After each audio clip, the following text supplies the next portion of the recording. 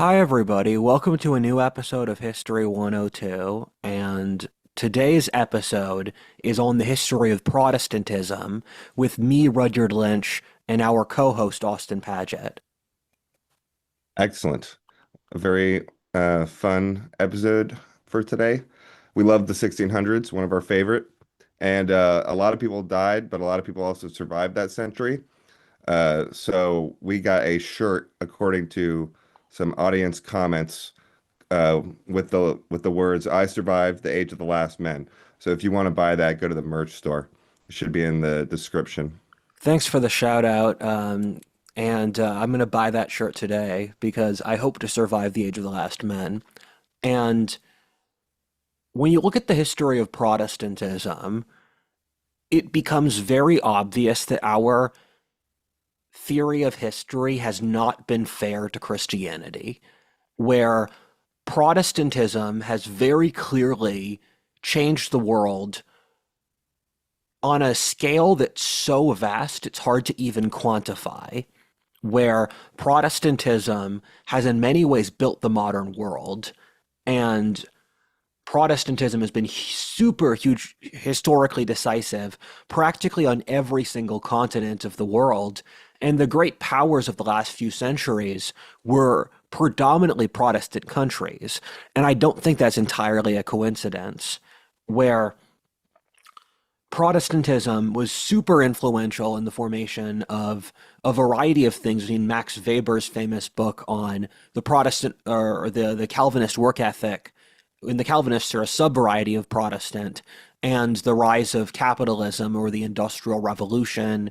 And the Protestant countries were the spear tip of scientific and technological and military and political innovation, where if you were to map the Protestant countries from from the 17th century onwards, and this video is going to cover the period from the start of the 17th century until the 21st century. So it's 500 years of Protestantism, or 400. And what you find is it's really remarkable that no one thinks about this. Where if I, because I hang out in historian circles and among conservatives, a majority of whom are Christian, but very few people talk about this is the history of Calvinism. This is why America had the certain Protestant sects it did. This is how the history of Germany versus Britain diverged according to Protestantism and what varieties they picked. But these differences matter a lot, and if you were to go back to the life of the average person over most of North European and its diaspora's histories until quite recently, Protestantism would be the most important part of their identity.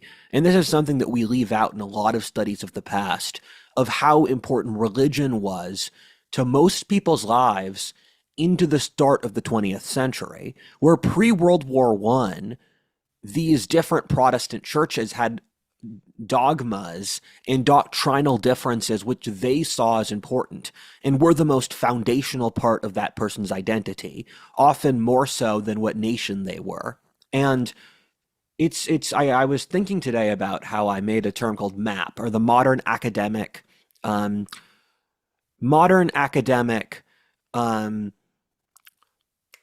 damn, I forget the other two, but the MAP paradigm, the modern academic progressive, and then progressive professional paradigm, or something like that. I have the acronym somewhere.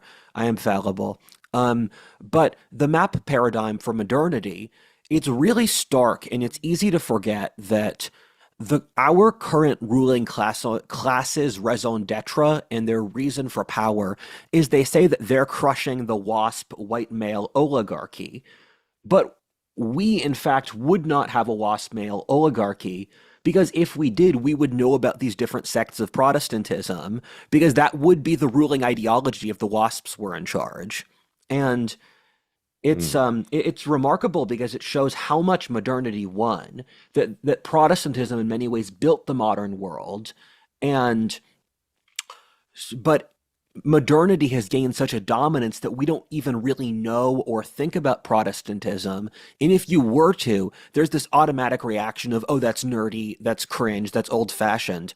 But that reaction being so deep means that modernity has won a staggering cultural victory.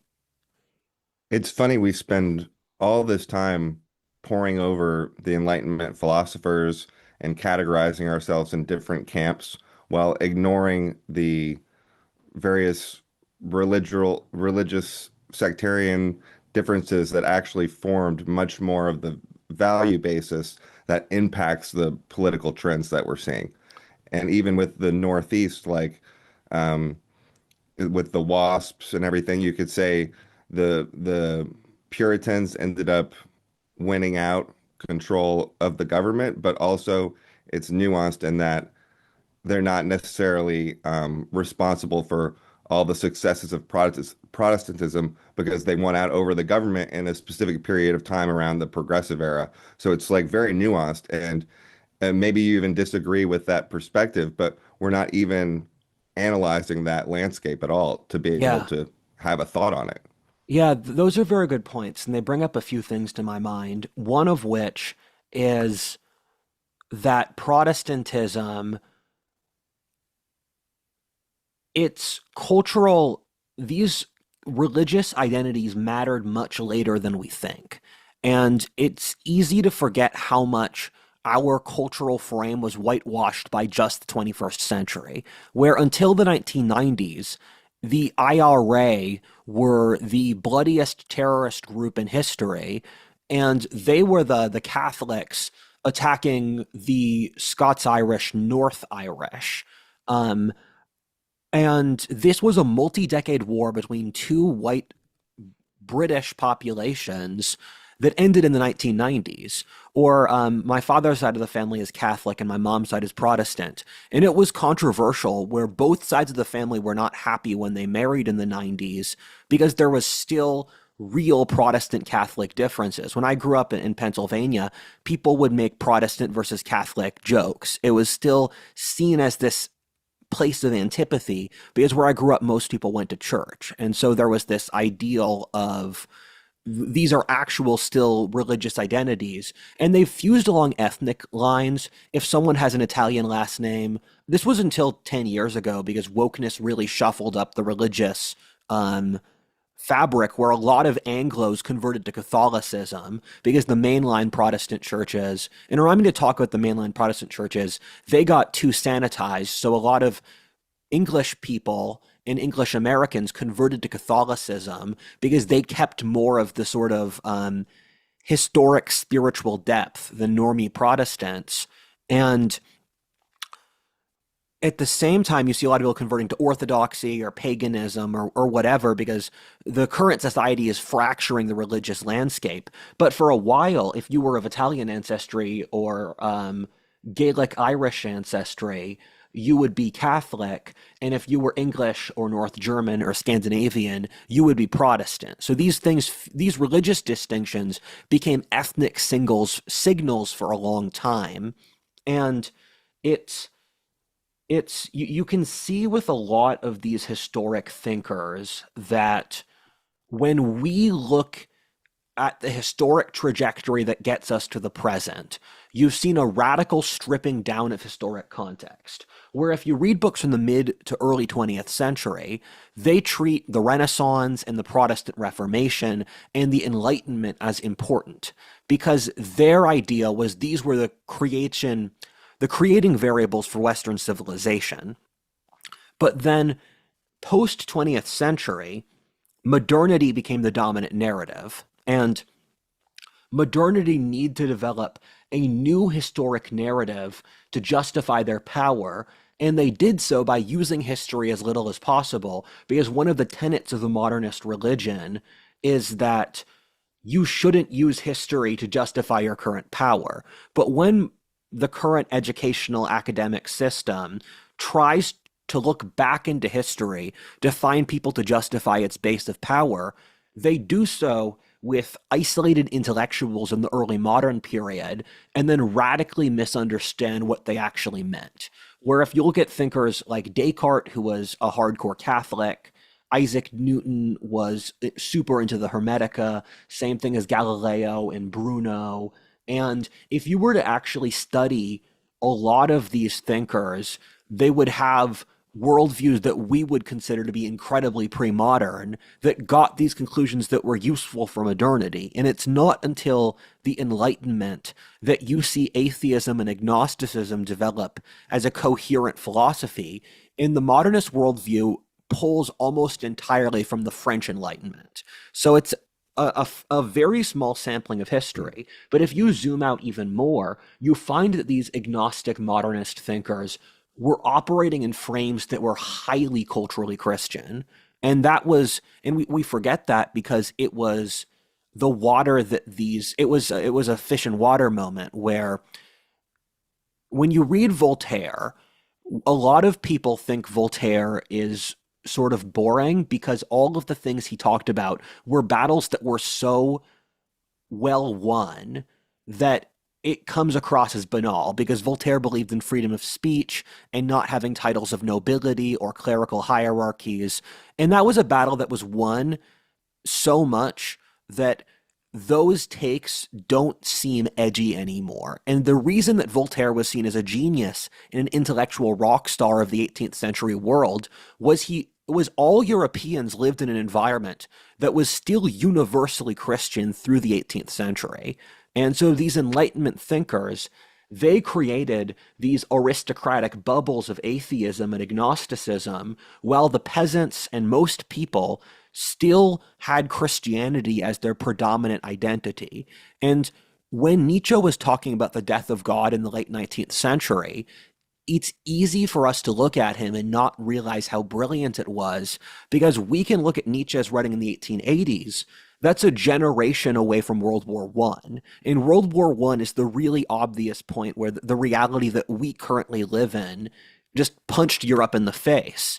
But if you were to live at Nietzsche's time, Christianity was still ubiquitous enough that Nietzsche calling for the death of God, Nietzsche saying that the death of God had already occurred was considered madness because into the late 19th century, even academic philosophers were arguing from a Christian moral frame. It was a fairly standard regime universal view until World War I that the trinity of Christianity, science, and liberalism was the future, and then World War I punctured that. So to have someone like Nietzsche call that out 30 years earlier was incredibly difficult, and to have some empathy for that historic time period, we are talking in 2025.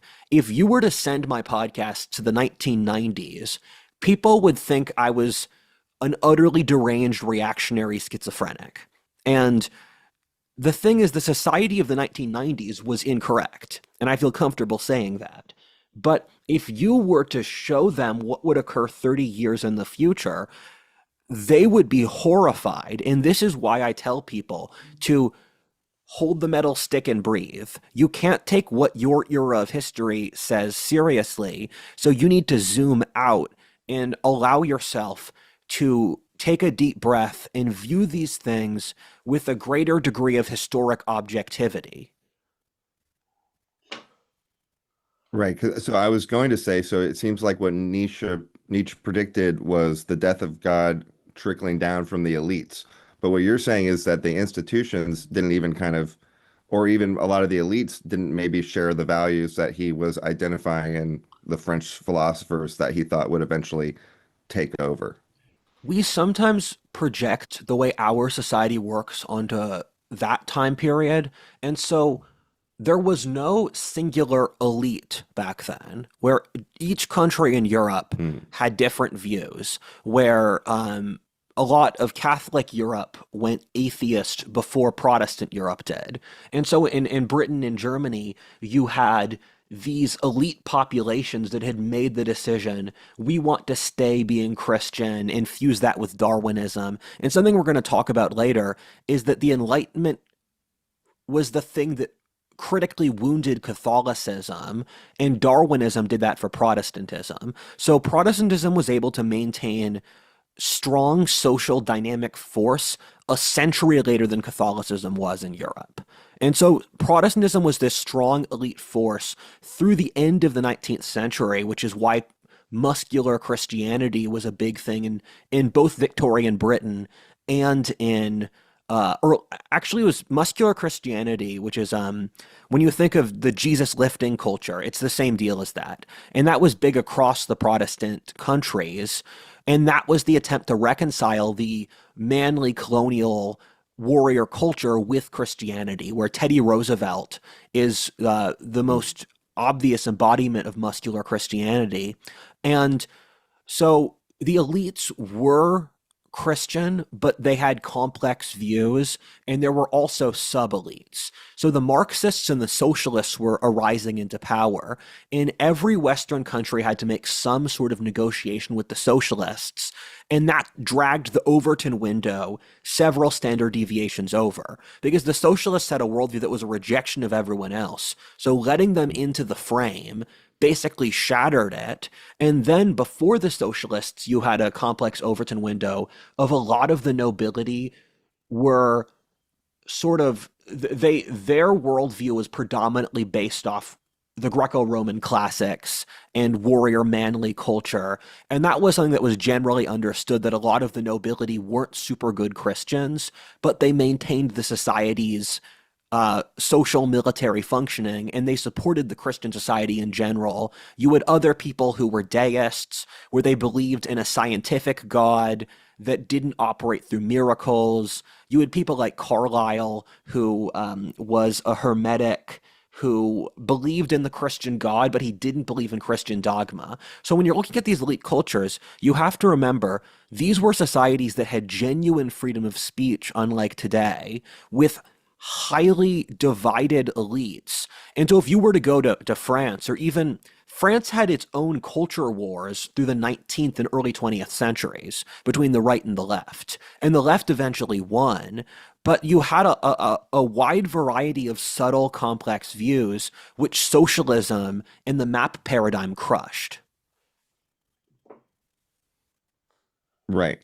So we have the basic concept of how science developed out of theological debate, and then you have the 1600s, and one of the reasons why it's so important is because it's a world where you have your one hand in each in the future and the past, right? You can actually connect and integrate that like Newton. So that's why it's a valuable place to look. And you could almost say that this 1800s masculinity or Teddy Roosevelt is a low resolution attempt to grab something from the past and maintain that integration, but it was only like allowed on a materialist lens of like strength or something. It Yes. wasn't as it was deep as an integration as someone like Newton had between the past and the present.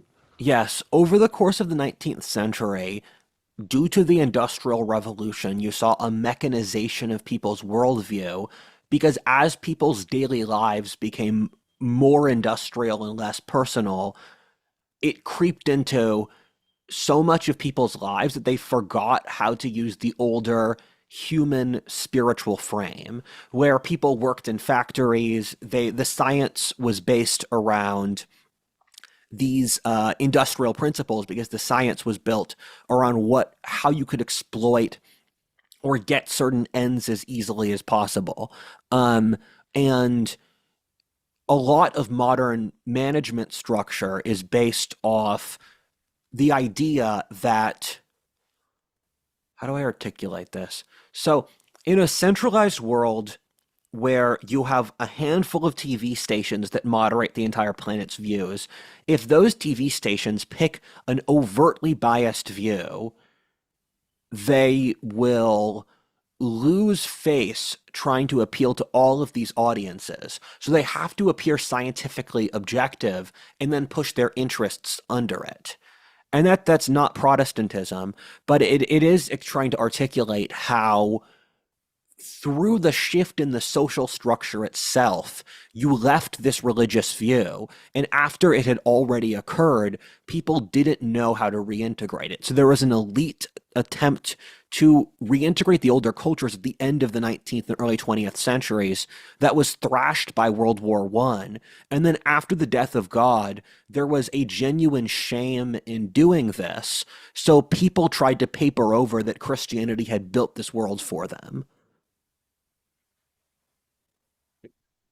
And why they try and paper it over? Oh, because there was a shame in doing what they were doing because it was unchristian, so they This is had to pretend.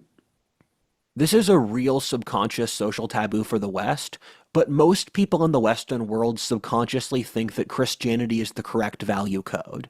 And they think Mm, that on a deep subconscious biological level. And you know that because their moral code is the rejection of Christianity and trying to do its opposite. If they were genuinely something new, they would have picked out a different moral axis like Nietzschean warrior morality or Asian detachment or I don't know, something like really weird and scientific. But our current moral code is the attempt to reject Christianity by saying stuff where our current moral code is we just take the Christian virtues and then invert them, and then breaking those Christian virtues is good. And what that means subconsciously is the people involved are implicitly acknowledging that Christianity is morally superior to them because through rebelling against Christianity, they're acknowledging that Christianity is the central moral axis of their worldview. right. Indifference would be the true death of God. And I was going to Yes. mention the same thing about the inversion of how fits perfectly because they're like hate is the inversion of love. And it's the same thing as like with a parent. Like they're putting Christianity in the position of their parent, the thing that makes them crazy if it goes wrong, where they either like they hate them because they care. It's like a loss of something that they actually value. I was going to say they crave Daddy Jesus, and then I had to consider whether or not that was an appropriate thing to say. Um, Right, that would have got to your guilt. yeah.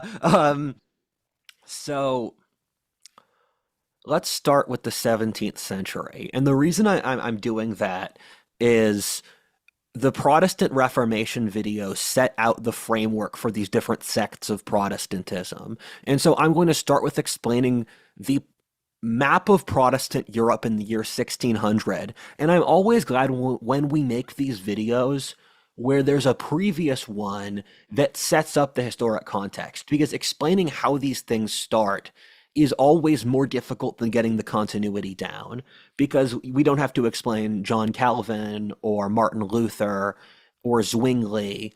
And Europe was ravaged by centuries of religious wars where the map was messy and the conversion to Protestantism was in practically every case done by elites, where the first generation of Protestants were about 10% of the population, which once the elites converted, everyone else beneath them did as well.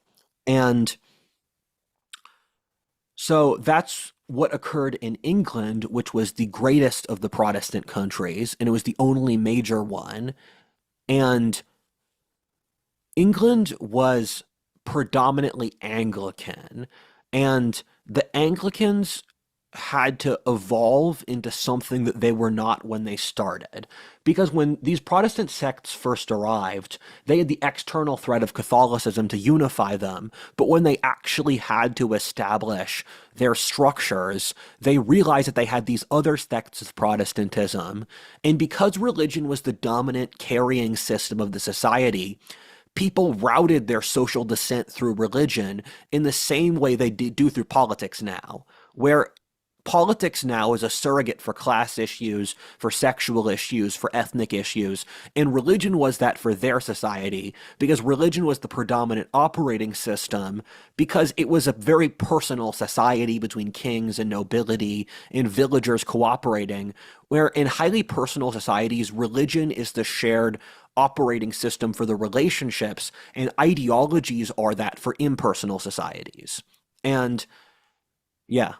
Yeah, so what do you make of the fact that the heat map between leftist and right movements, you know, how the left is very concentrated and then you go and the right has a lot of intellectual diversity, that seems to match pretty similarly to Yes. distribution between the Catholics and then the Protestants. Yes, that's very true. And it's a sign of a movement on the rise where early leftism did the exact same thing, where they went through the cafe phase over the 19th century, where leftism was deeply amorphous. There was a time when classical liberals, fascists, nationalists, Marxists, socialists, delusional Christian messianics, all of these groups hung out in the same cafes because the origin of the left in most ideological groups is just friends hanging out in the cafe. And that's how you form the political ideas.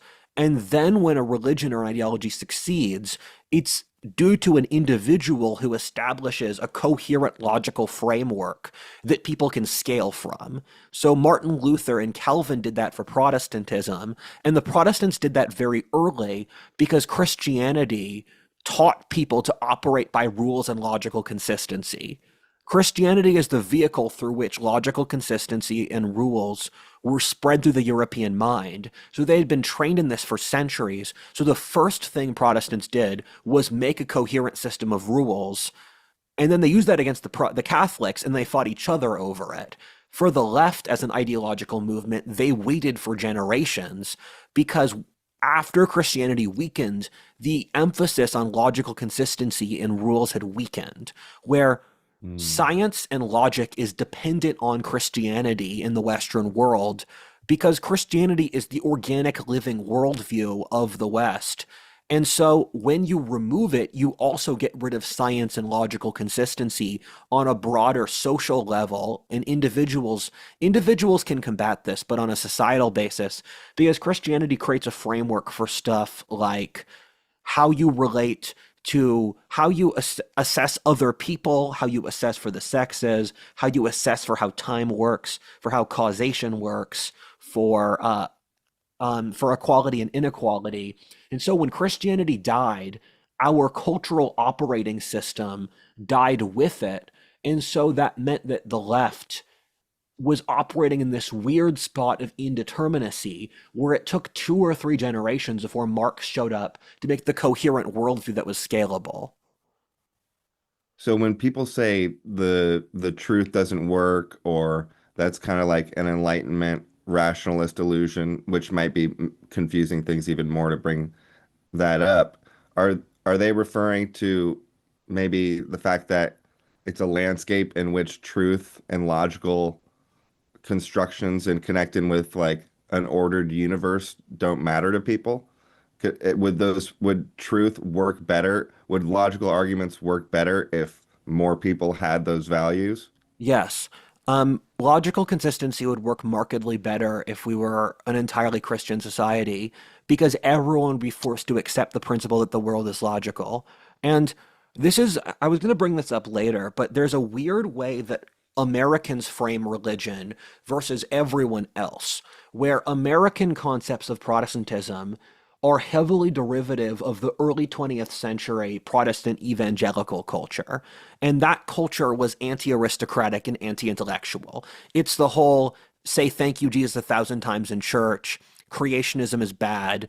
And that culture was an overt rejection of modernity. For practically every previous era of Christian history, even in the depths of the Dark Ages, Christians believed very firmly in rationality, except for the very first period when they did stuff like burn a lot of the Roman libraries and statues and that stuff. But once you get to St. Augustine and Jerome and the fathers of the church, these were people who saw no contradiction or not much between logical consistency and Christ and religion, which is why the fathers of the church preserved the classical texts, and the classical texts from Greco-Roman civilization that survived in Western civilization were by and large the ones the church picked.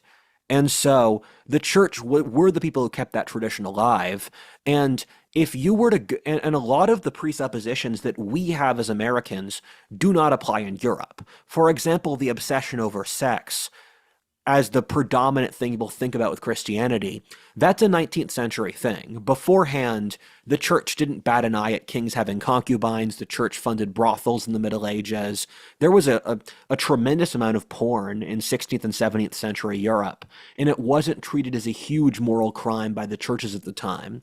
And so, obsession over sex, creationism wasn't really seen as a real discourse thing until the 19th century, where the guy who calculated that the earth was made in 4000 BC, he was in the early 19th century in Britain, and he was part of this evangelical Protestant tradition because the Catholics and earlier Protestants saw this stuff more spiritually symbolically because their living Mm, universe was magical and mystical. So when they say God made the earth in 7 days, they're perceiving it from the mind of God. A day in the mind of God is not a day in the mind of a human because they were in a culture where mysticism was big enough that they hadn't gone that far ahead on sola scriptura. And Protestants, by and large, are sola scriptura or just the Bible. And that was a way to combat the Catholic Church's excesses and sort of developing new various schemes that were often corrupt that caused the Protestant Reformation.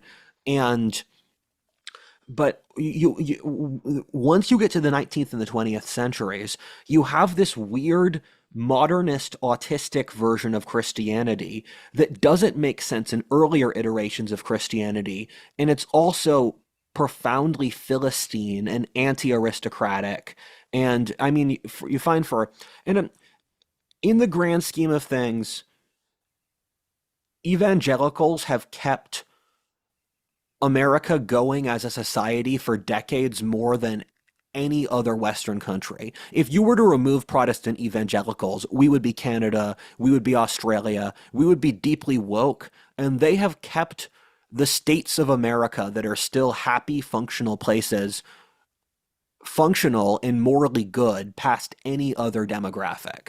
So when I'm criticizing evangelicals, I want the yeah. people listening to be aware that I am also aware of their positives. A lot of the very best human beings I have met in my life are Protestant evangelicals.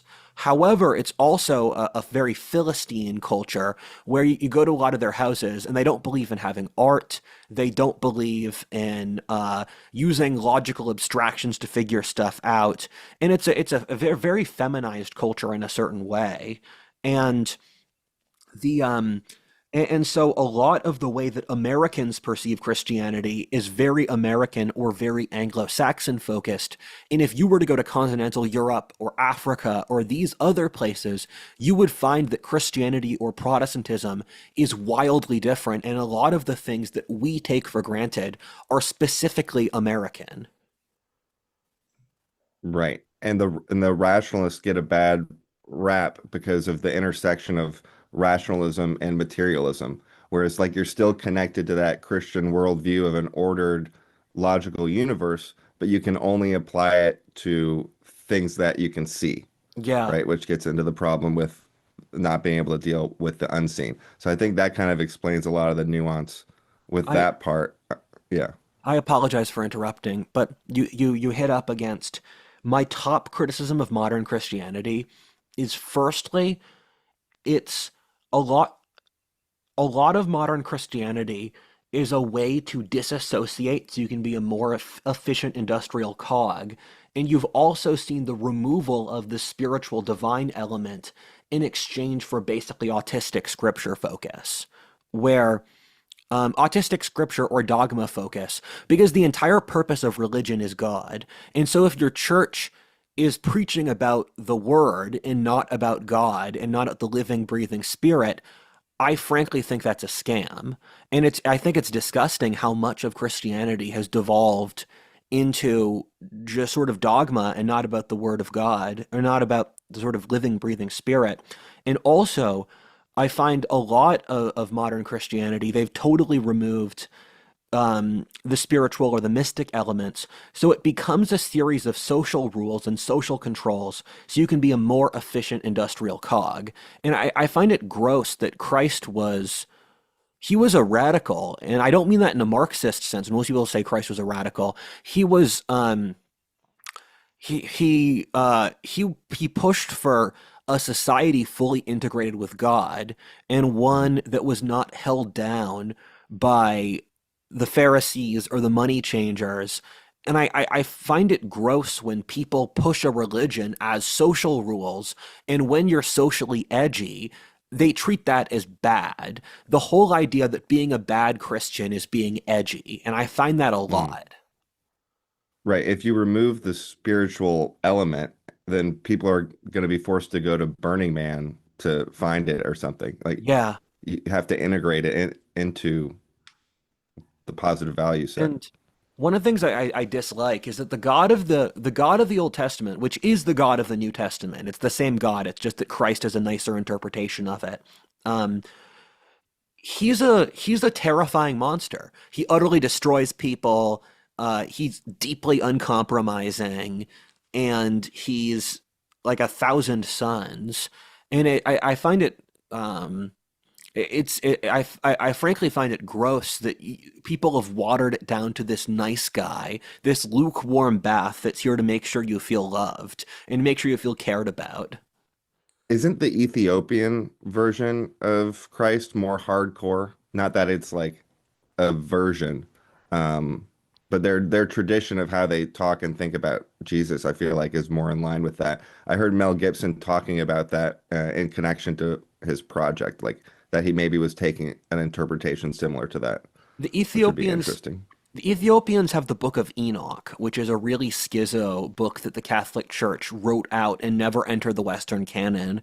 And a lot of UFO people say that the Book of Enoch has stuff that seems out of UFOs, of talking to extraterrestrial entities and that stuff. I haven't dabbled that much in the Book of Enoch, but if you hang out in religious schizo circles, it's quite common that people read it and say, "Oh my God, the Book Mm. of Enoch changed my life." Well, that's where the Holy Grail is, I think. So I must am be gonna something there. I am going to say this though. I'm going to get back to the map of Protestantism, but the first generation of Protestants were deeply socially conservative, Old Testament firebrand people. And what McNeil and Durant and these authors talk about is that the Renaissance in South Europe, which occurred a little bit before the Protestant Reformation in North Europe, the Renaissance pulled from the Greco-Roman humanist Epicurean tradition, so it created these artistic masterpieces at the expense of decadence. What the Protestant Reformation did in North Europe was create a more socially conservative society. So attitudes towards life, towards sex, towards social duty became more hard and more masculine. And Amaury Dorian course of the Protestant Reformation was a huge breakthrough in making Europe significantly more masculine. And Hmm. when you look at the Protestant societies, for centuries afterwards, they were more morally, these societies had higher social cohesion, they were more technologically advanced, had higher literacy, had really low corruption, and those rigid moral standards were what gave North Europe the social trust for the Industrial Revolution and science and colonialism. And we like to zoom out and not look at these variables. But the reason North Europe succeeded was because of these variables, like its religion and its culture, that allowed the modern world to flourish. And so Protestantism radically increased the level of social trust and the level of functioning. And so when we're looking at Protestantism today, we see it often as this liberal, highly scientific, and detached religion.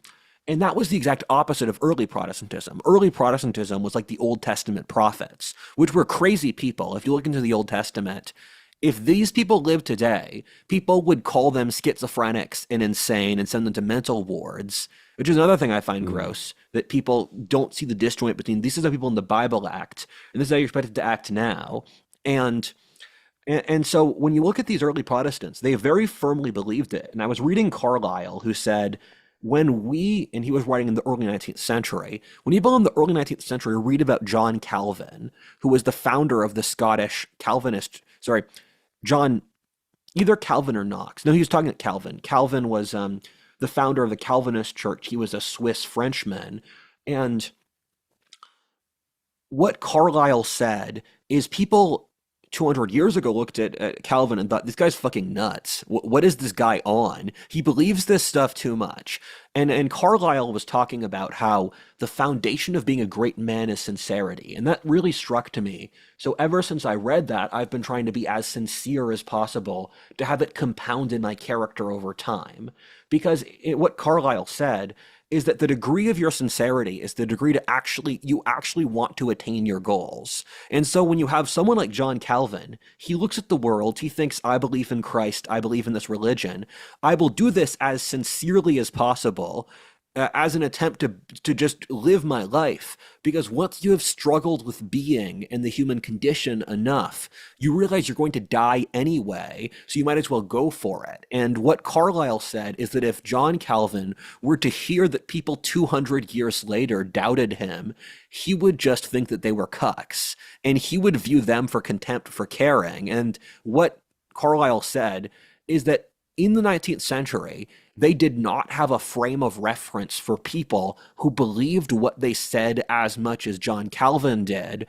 And he said, you have to remember you are in the world made by John Calvin, that you are living off his social capital. And there is a validity to that, but at the same time, the same thing could be said at the Taliban. And I mean, I think moral relativity is cringe, where I think the Calvinists are objectively better than the Taliban. Just look at the societies they produce. But there is this duality that religious totalitarianism is vastly markedly better than political totalitarianism. Religious totalitarianism tends to actually make highly functional societies that enter golden ages, while political totalitarianism erases the society. And but I would not I would not want to live in a Calvinist society. No chance. They were very rigid. Right. I mean, we complain about the Calvinists all the time, and the early Calvinists versus what they morphed into versus political context. Like, there's a lot of variation there. And with every sect, there's like 10% that believes the opposite things. It's Yeah, like like if you're one sect over another, it might make you more likely to have certain political beliefs, but it's never 100%. And so in general, it seems like a very action-oriented philosophy. Like it is. they're taking um, the expression of Jordan Peterson says seriously, where if you have a belief, then why don't you examine your actions to see if they're in line with that? Because if they aren't, then you don't actually have a belief. Like you're connecting beliefs fundamentally to action. You do not know how correct you are, where this was Max Weber's entire thesis. And Weber is one of the founders of the field of anthropology. Um, and Weber writes about a lot of topics. He's very impressive. And one of them was the Protestant or the Calvinist work ethic and the foundation of capitalism. And something I love to say is when Weber was writing this in the late 19th century, he was looking at the Calvinist countries like the Dutch or the American North or the Scots or parts of England. And he said these countries are the industrialized ones. And they industrialized from capitalism because Calvinism had the mechanism that you're describing. And he wrote it at the time because he said Germans were universally seen as more laid back and chill than the Anglo-Saxons. So Germans would Uh, look at the Anglo-Saxons and think, how are you guys so hardworking and disciplined and organized? Because for the Germans, the Prussian total state had not yet used the school system and the military to make them the disciplined crazy ones.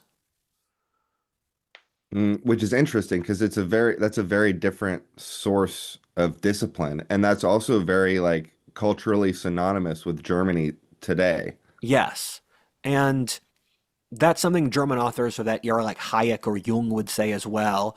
And you could see it sneak into Nietzsche's work, where he saw that transition in action and didn't like it. And the thing with the Calvinists, and I have a fairly good comprehension of the inner psychology of early modern Calvinism from a combination of a bunch of authors. David Hackett Fisher, the Albion Seed guy, writes about what life was like for the New England Calvinists in the settlement of places like Massachusetts. And it's interesting that they have psychology like a lot of Zoomers, where they would have periodic anxiety Hmm. attacks about not reaching heaven, and they would have these sort of struggle sessions where they'd all talk about how um, the other people in their group are constantly not doing enough. And I look at this and I find it very alien, because this is the opposite of the culture that I'm from, where my friend, this is a tangent, but it's an important one.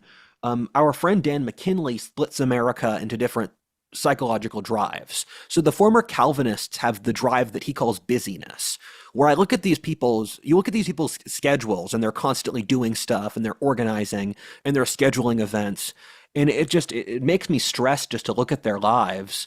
But it fulfills a fundamental psychological need for them. They need to be busy, and they need to be organized.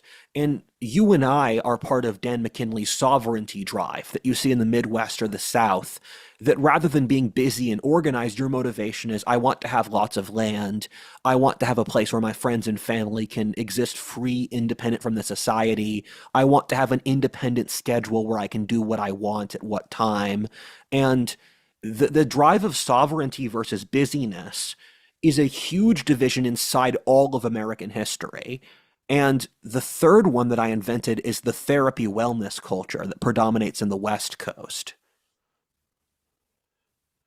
And where did that stem out of? Is that like a new one, or can you also draw connections to the 1600s? The therapy wellness culture is a 20th century thing. It stems from Freud, and I read an interesting book by Theodore Dalrymple where he argues that psychology was a net negative. And of course, I don't agree. You'll see me psychoanalyze everything. I love psychology, but he makes a pretty valid argument that I am pulling from Jungian psychology or EMDR, where the psychology that I focus on is less than 10% of applied psychology. And then the 90% he's talking about is Freudianism. And that stems from um, it pulls on the left. Freudianism is the attempt to make Rousseauian leftism an applied religion, because Rousseau and the philosophers of the left say that human nature is innately good and you just need to let go of stress and that stuff. And that was an abstract idea. And what Freud did was make these priests of that called therapists. And then the therapists assess your moral level in health based on how much you follow the leftist code. And that's not all therapists. I've spoken very positively about EMDR. And the thing with the Freudian code is it's the opposite of the Jungian, because the Jungian psychology stems from the Hermetica, that you need to conquer chaos and integrate it into yourself to grow, where the effective psychologies like EMDR or Jung operate under the principle of, this is an actual problem in your life. This is how you fix it. This is what it looks like when you level up from fixing it. And this is how you integrate it into your life. What the Freudians do is they say, you have a problem. You should abdicate responsibility at the problem and then poke the wound, not actually reach a conclusion or the finality. And then you should let go of responsibility. And so it's a sort of, I mean, a lot of guys who watch this probably have an experience where they'll be dating a girl and then she's going to a Freudian therapist. And the Freudian therapist said, oh, if he's toxic, you should just cut him out. Because in their perspective, you should cut out harm and limitations because you need to tap into your inner soul. Where Freud was obsessed with Gnosticism, it was an undercurrent to a lot of the stuff he read, and so he's pulling from the same Gnostic thread that Marx or a lot of these leftist thinkers were. Right. It kind of reversing the order of significance. Like Jung is examining this complex process that results in this end result of Yeah, like, and then Freud is taking like the end result, like sex, which was determined by a whole bunch of complicated processes, and he's pointing to the end result as the explanatory mechanism for it's kind of like when you find like loose correlations, like evidence-based materialist kind Yeah. of correlations, and try to explain everything through the outcome. I find it really dumb that people thought that sex was the entire motivator for the human condition, and it's really Freud telling on himself. If you think that sex and incest are the predominant drivers of the human condition, I'm sorry, this is a you problem. This is not because you that did not build Notre Dame. That did not build the Roman Empire. This was not the thing that propelled people forming families and having children for all of human history. And it speaks to how the 20th century wanted to degrade all of human. The 20th century wanted to degrade by removing evil, we also removed good. And through not judging evil, we also tried to erase heroism and virtue and the difficult goods, where we allowed the passive evil goods and then we banned the hard difficult goods. And that only makes sense in Freud, where Freud is completely incomprehensible. Freud did a few things right, like creating the concept of the subconscious, or he got the neurology right for the tripartite structure of the brain, but he got a lot wrong.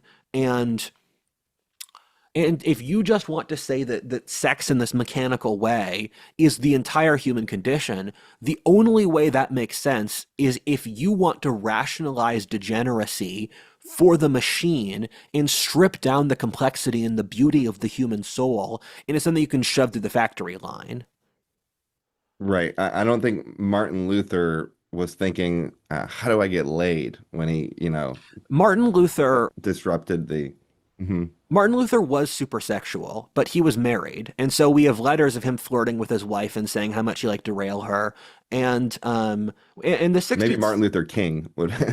the six no Martin Luther. So Martin Luther, because keep in mind, this is why I'm emphasizing that our concept of Protestantism was not the entire one, where back in the 16th century, people would have sex in front of their family. You were expected to consummate your marriage in front of your friends and family.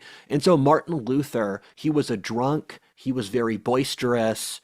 I mean, he is an embodiment of the Wodan switch, of the hyper disagreeable, um, Mm. the your 95 theses, you can go to hell. I'm going to tap into these deeper elements of the human condition, where he was a social, he was a sexual, a whatever guy, but he was a deeply moral person. And Luther cared a lot about morality, where he thought every day about how the devil was trying to tempt him. So he genuinely believed this, and he was a moral person. It's just that the Christianity he lived in was not as weirdly sexually prude as we are. Right. It's a different context, but like you said, it was with his wife or whatever, and clearly he was into the theological revolution. Like that's what Yes. was making him Um, go crazy, which is also a very like masculine thing that kind of gets erased by Freud's prescription because what is masculine? Like to have vision, right? And yeah. to yeah. Another thing is that Protestantism got feminized around the time of the Napoleonic Wars, which is when it got obsessed with sex. The transition when Anglo-Protestantism became feminized was around the era of the turn of the 19th century, and that's when the nagging impulse came into Christianity. And most anti-Christian thinkers are not against Christianity, they're against nagging. Where I look at Nietzsche or a lot of these right-wing thinkers criticizing Christianity, and what I tell them is, because my speciality is the Middle Ages, so I'm interfacing with an older Christianity. And what I tell them is, if you write down every criticism you have of Christianity and you just copy and pasted the word socialism instead, that would be better. It's just the socialists have been so good at psyoping people that they're the real Christian values. But people talk about Christianity's against status hierarchies, it's against sex, it's against artistic beauty and excellence. And I'm like, no, go back to the 17th century, and none of that was true. And it annoys me that Christianity spent 2,000 years building up Western civilization. And now people criticize it for the century when people stopped actually following Christianity. And it gets extra confusing because what was that 20th century culture you mentioned that you invented the term for? Therapy, Uh, the right. therapy So Freudian. you have the like Calvinist culture and then the therapy culture, and they kind of intersect on the left Oh my wing God. I've met that where person. yeah, like the modern left emphasizes social justice, and Yeah. the Calvinists would talk about justice and accountability. So it's like accountability is the same as judgment. So it's like they would both describe like that discernment as being rooted in love, and it's connected to this like high anxiety nagging culture, which Yeah. you mentioned. But then it's also clashes with the like complete lack of standards of the therapy culture. Yeah, this is one of my real issues with this society, that every single social code we have is completely contradictory and hypocritical. Where the boomers will talk about hard work and they'll talk about, because for take sex as an example, and I should probably make a video just analyzing the sexual issues with our society on the main channel, but people hold these hyper Victorian prude standards in some ways, and then at the same time they'll be okay with the weirdest sexual degeneracies in certain contexts, and there's no unity. Where if glancing at a girl or making sexual comments in polite company is completely taboo for socially functioning white men, you cannot allow WAP and rappers in the same culture. If you watch Netflix documentaries, not Netflix doc, if you watch Netflix shows, they are so like Big Mouth or Sex Ed, the one often featuring children. They'll have the most sexually degenerate things possible. And in that very same society, you cannot have a mature intellectual discussion about men and women's sexual needs. And just it's very difficult to keep up because the social code is completely contradictory and operates solely according to social approval, where the individual is given practically no sexual agency, while the exploiting corporation is given all. Corporations and organizations are allowed to use sex to sell stuff and to exploit it, while individuals have to operate inside the schizophrenic frame. Right, where you're still judged for doing an OnlyFans, but Pepsi isn't judged for putting an equivalent display of nudity in a commercial. Yes. Interesting. And OnlyFans, according to some leftists, including I was going to say the rapper Destiny, but the streamer Destiny, um, Mhm. Destiny said OnlyFans is more controversial than being a stay-at-home. OnlyFans is less controversial than being a stay-at-home mom. Mm, right, which is definitely not true, but it's like a perfect example of the It distillation of that it mentality, I guess. it could be true in sufficiently mentally ill demographics of the population. If you talk to enough like Gen Z blue state people, very weird things happen. Right, so actually, this is better for you. No, I mean, God, man, I have stories. um, there's just It's a lost cause. there is profound mental illness among Gen Z blue state people, and Protestantism. I think these tangents are useful because our comprehension of this topic is so colored by modernity's biases that I basically have to blowtorch all of this to get you to see the 17th century accurately. Because when people think of Protestantism, they think, oh, it's bigoted, it's sexually controlling, it's irrational. But no, these are our mental projections of this. Um, I don't and even know if we're on a tangent or not. Like, is this a yes, tangent? what would the Zen monk Dogon say? Dogon would say there is Chill no vibes. tangent. Right. There is no tangent, there is no video, there is no Buddha, there is merely the moon. Um, Life is one. yes. Um, and I'm going to go back to the map of Protestantism in the year 1600. So Protestantism was popular in Germanic cultures, and the map is pretty strong where England is Germanic. They converted to Protestantism. The parts of Scotland that were Germanic, like the Lowlands, converted to Protestantism, and they had to bloodily force the Celtic Highlands to convert away from Catholicism. The more Celtic north of England stayed Catholic and had to be forced to be Protestant.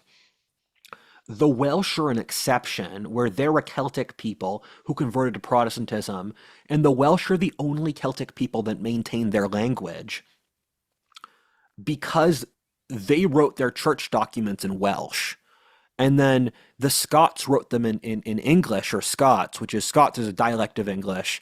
And in Ireland they stayed Catholic.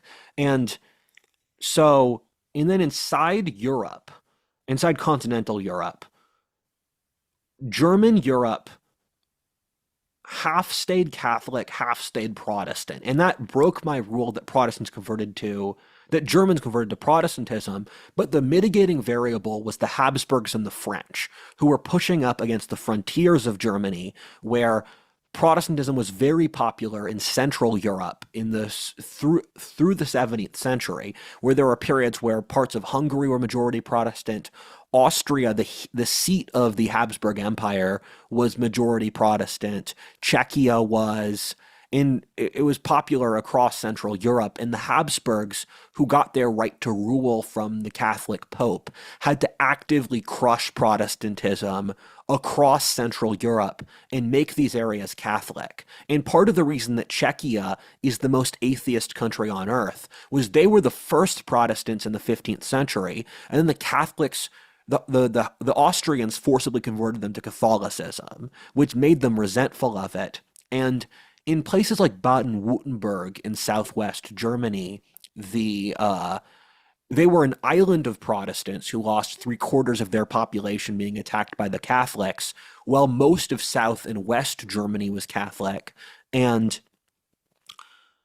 Flanders Flanders, or the Dutch-speaking area of modern Belgium, converted to Protestantism, and then the Habsburgs that originally controlled the Netherlands crushed that, made them Catholic, while the Netherlands gained independence as a Protestant country, and they were Calvinist. France was divided, and we're not going to talk about the French Wars of Religion because those were already winding down at the early 17th century. But France had an active Protestant minority, about 10% of the population, concentrated in the former English colonies of the Southwest. And France went through a period of brutal repression of the Protestants, a lot of them fleeing to America or Britain or the Netherlands or South Africa. And Northern Germany was Protestant. Scandinavia converted Protestantism through a series of civil wars. And Poland had a Protestant minority that were popular because Poland was one of the most tolerant countries in Europe. But then, due to the rise of serfdom, the Poles became too illiterate for Protestantism to really work. Where there was a period where Protestantism was popular in the 16th century. In Poland, Lithuania nearly converted to Protestantism. They, in fact, threatened the Pope that they would. But what would happen is that because the Polish nobility had to form cultural coherence on top to keep the serfs down, as Poland moved from a free society to a serf society, then Catholicism got entrenched. And after Poland faced all of these external humiliations, the Catholic identity became fused with the Polish identity. And so you saw Protestantism in the 17th century crystallize around northern Germany, England, Scotland, and Scandinavia. So Poland was at first resentful of Catholicism, and then how did that switch to them being super into it? Poland was a frontier society that was still developing its identity. So it went through a bunch of different phases, and Poland was one of the most tolerant countries in Europe. So their nobility had a sizable Protestant segment that nearly seized Okay. power. The Polish were never Uh, able to form a unified monarchy. And so as time passed and they had to solidify their power over their serfs as well as having external threats, Catholicism became the shared glue of Poland once it moved out of being a frontier society. Right. They didn't have the advantages of other parts of Western Europe where the the quality of the population base was good enough to have like a market society without Yes. being dominated by Poland something else. Yeah. Poland never developed as a market society until the 19th century, where because they had serfdom and the serfs weren't allowed to leave their lord's land, you didn't have an open labor market. And when Poland developed economically, they did so by exporting raw materials and goods to Western Europe, where England, France had revolutions in the mid 17th century when they were cut off from Polish grain supply due to the Danes blocking off the Sund that gets the Baltic into the North Sea.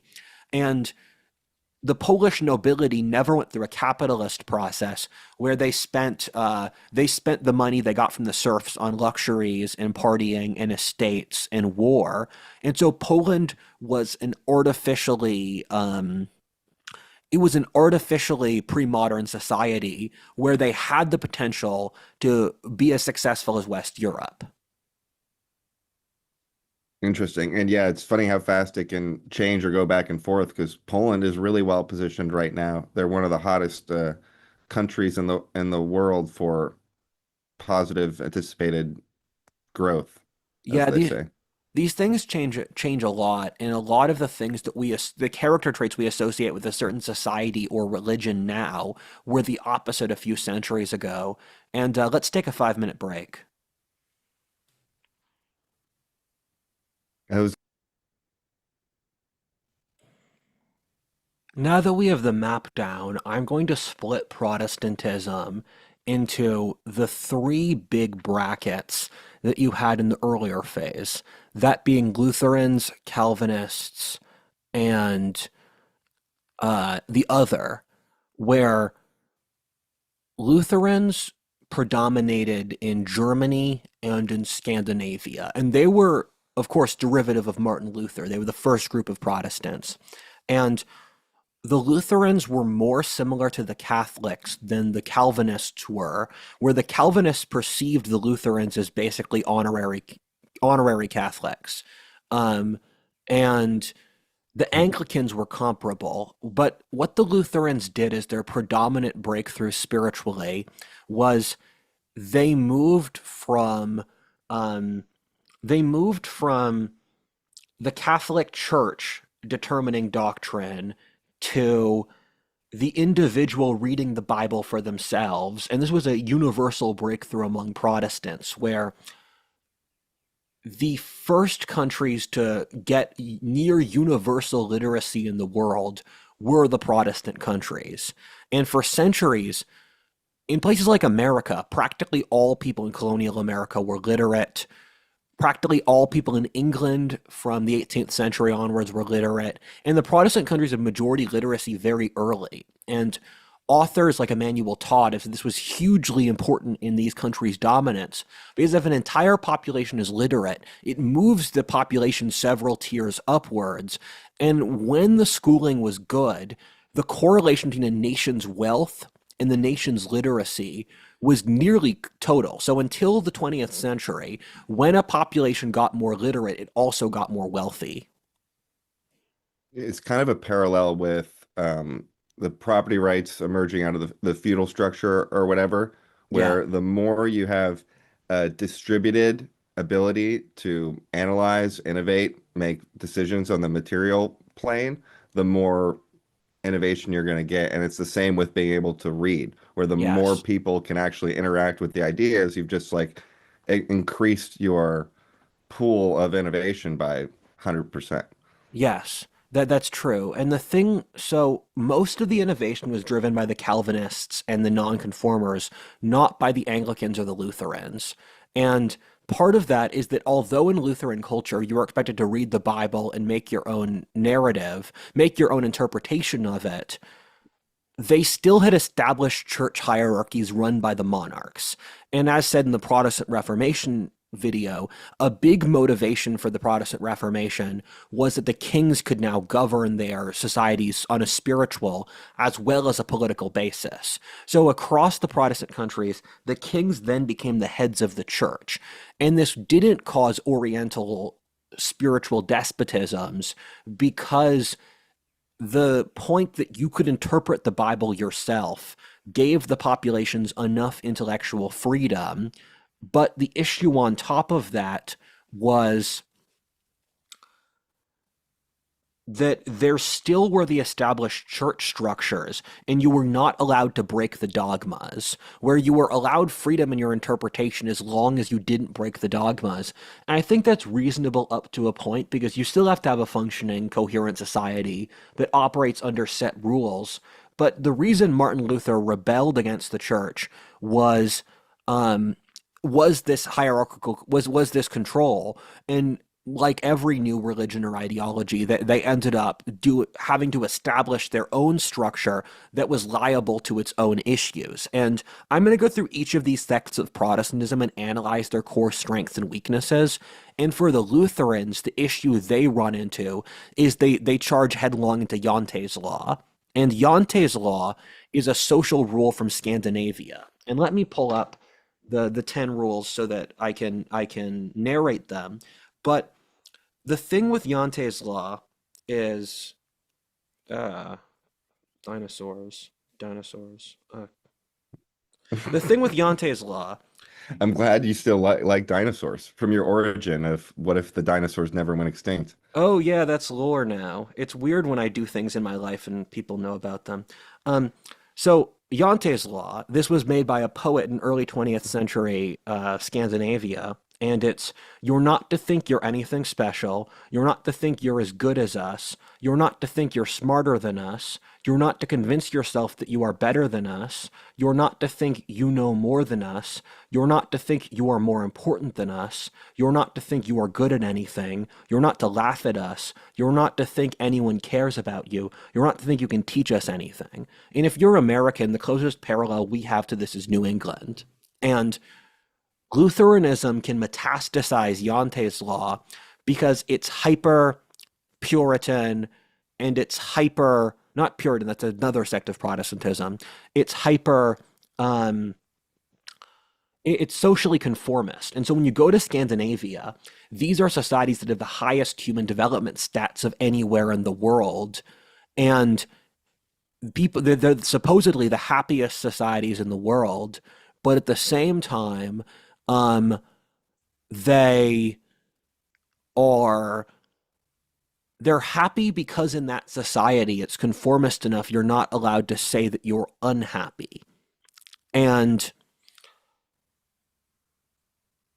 with Yante's law, you have these societies that naturally fell into socialism and nihilism. And when you go to Germany or the Nordic countries, the reason that the Germans have this iron rigidity and obsession with following rules is that the Lutheran moral code that they were trained with prizes things like humility and not sticking your neck out. And it's this very conformist feminine version of Christianity. Right. That's funny you mentioned that they're not allowed to say they're happy because there was a They're not allowed to big say they're propaganda. unhappy. Oh, sorry, not allowed to say they're unhappy, right? Because there was a big propaganda campaign, maybe 2012-ish around there, around Nordic democratic socialism as the model America should emulate. And evidence for why we should emulate this was that they were listed as like the happiest countries on a bunch of surveys. And then people were like, okay, but then why do they have the highest rate of suicide besides Japan or something? And they said, the sunlight, you know. But you can see how those surveys are contextually based in those cultural attitudes. And you can see how Yante's law would work really well when you're applying it to this like Catholic elite that's having an artificial monopoly. Like they're better than you. Oh, so only through you can I get to God. Okay, you're not better than me. Like it works there really well. But then when you reverse it to where, okay, now everybody's allowed to engage and then you take that principle of nobody's better than me to cut down any tall blade of grass, then you see like the negative expression of that. And obviously that's synonymous with leftism. I'm currently reading a biography of Frederick the Great by Carlyle, and there's an interesting element to it where Prussia, which Frederick the Great was the king of, it was a Lutheran country, but the ruling Hohenzollern family were Calvinists. And so the dynastic line that unified Germany were Calvinists for reasons that don't for just historic aberration reasons, they chose to be Calvinists as a private spiritual decision. But then they were able to totally dominate the Lutherans because the Calvinists had this more action, more dominating mindset than the Lutherans did.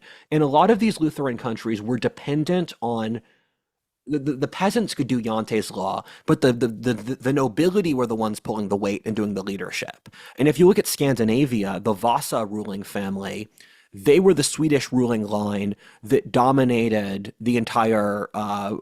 They conquered Poland, got out to Kiev, beat Russia multiple times. Sweden was a great military power that either nearly conquered Eastern Europe or the Holy Roman Empire. And that's hard to believe until you read about these wars themselves. And you see the tipping point from the Vikings with the sort of like Wodan, like aggression and disagreeability and warrior culture. And Yante's law is the toxic feminine counterpoint to that. It is equivalently feminine to how masculine the Vikings were. And so when you're looking at Sweden, which was one of the first countries in Europe to have conscription, and the reasoning for that was they had a really low population and a ruling class they trusted. These Scandinavian countries, the nobility often made deals with the peasants where the peasants agreed to submit to the nobility because they trusted them. And when you replace the nobility with the socialist state, you get profoundly a cringe and effeminate societies because the nobility were the peasants, they can do this stuff because the nobles tell them what to do. And an element you see increase over European history is the loss of agency and initiative, where if you look at Europe in the 18th or the 19th centuries, it's awash in those things, but those guys must have either gotten socialized out or immigrated to America or died in the world wars, where Europe lost agency over the course of centuries. And when you're looking at modern Scandinavia, which is terrified to say no to immigration or no to wokeness, it's because of this Yante's law culture. It's funny how they have that really strong parallel between the Yante's law of feminine and the hyper individual masculinity of a Viking culture. And you could say that when they rebelled against the Catholic Church, that was the one time where both the feminine and the male intersected in alignment It's towards that because because the individual's like, don't tell me what to do, priest. And the female's like, you're not better than me, priest. it's because Luther was fucking his wife. Right. They had a good integration of the masculine and Yeah. feminine. Um, and it's you see the same trends in America, where New England is our Yante's law and Texas is like our Wodan, where we have the cowboy culture and the aggressive Viking culture, and we also have the collectivist village shame-based culture.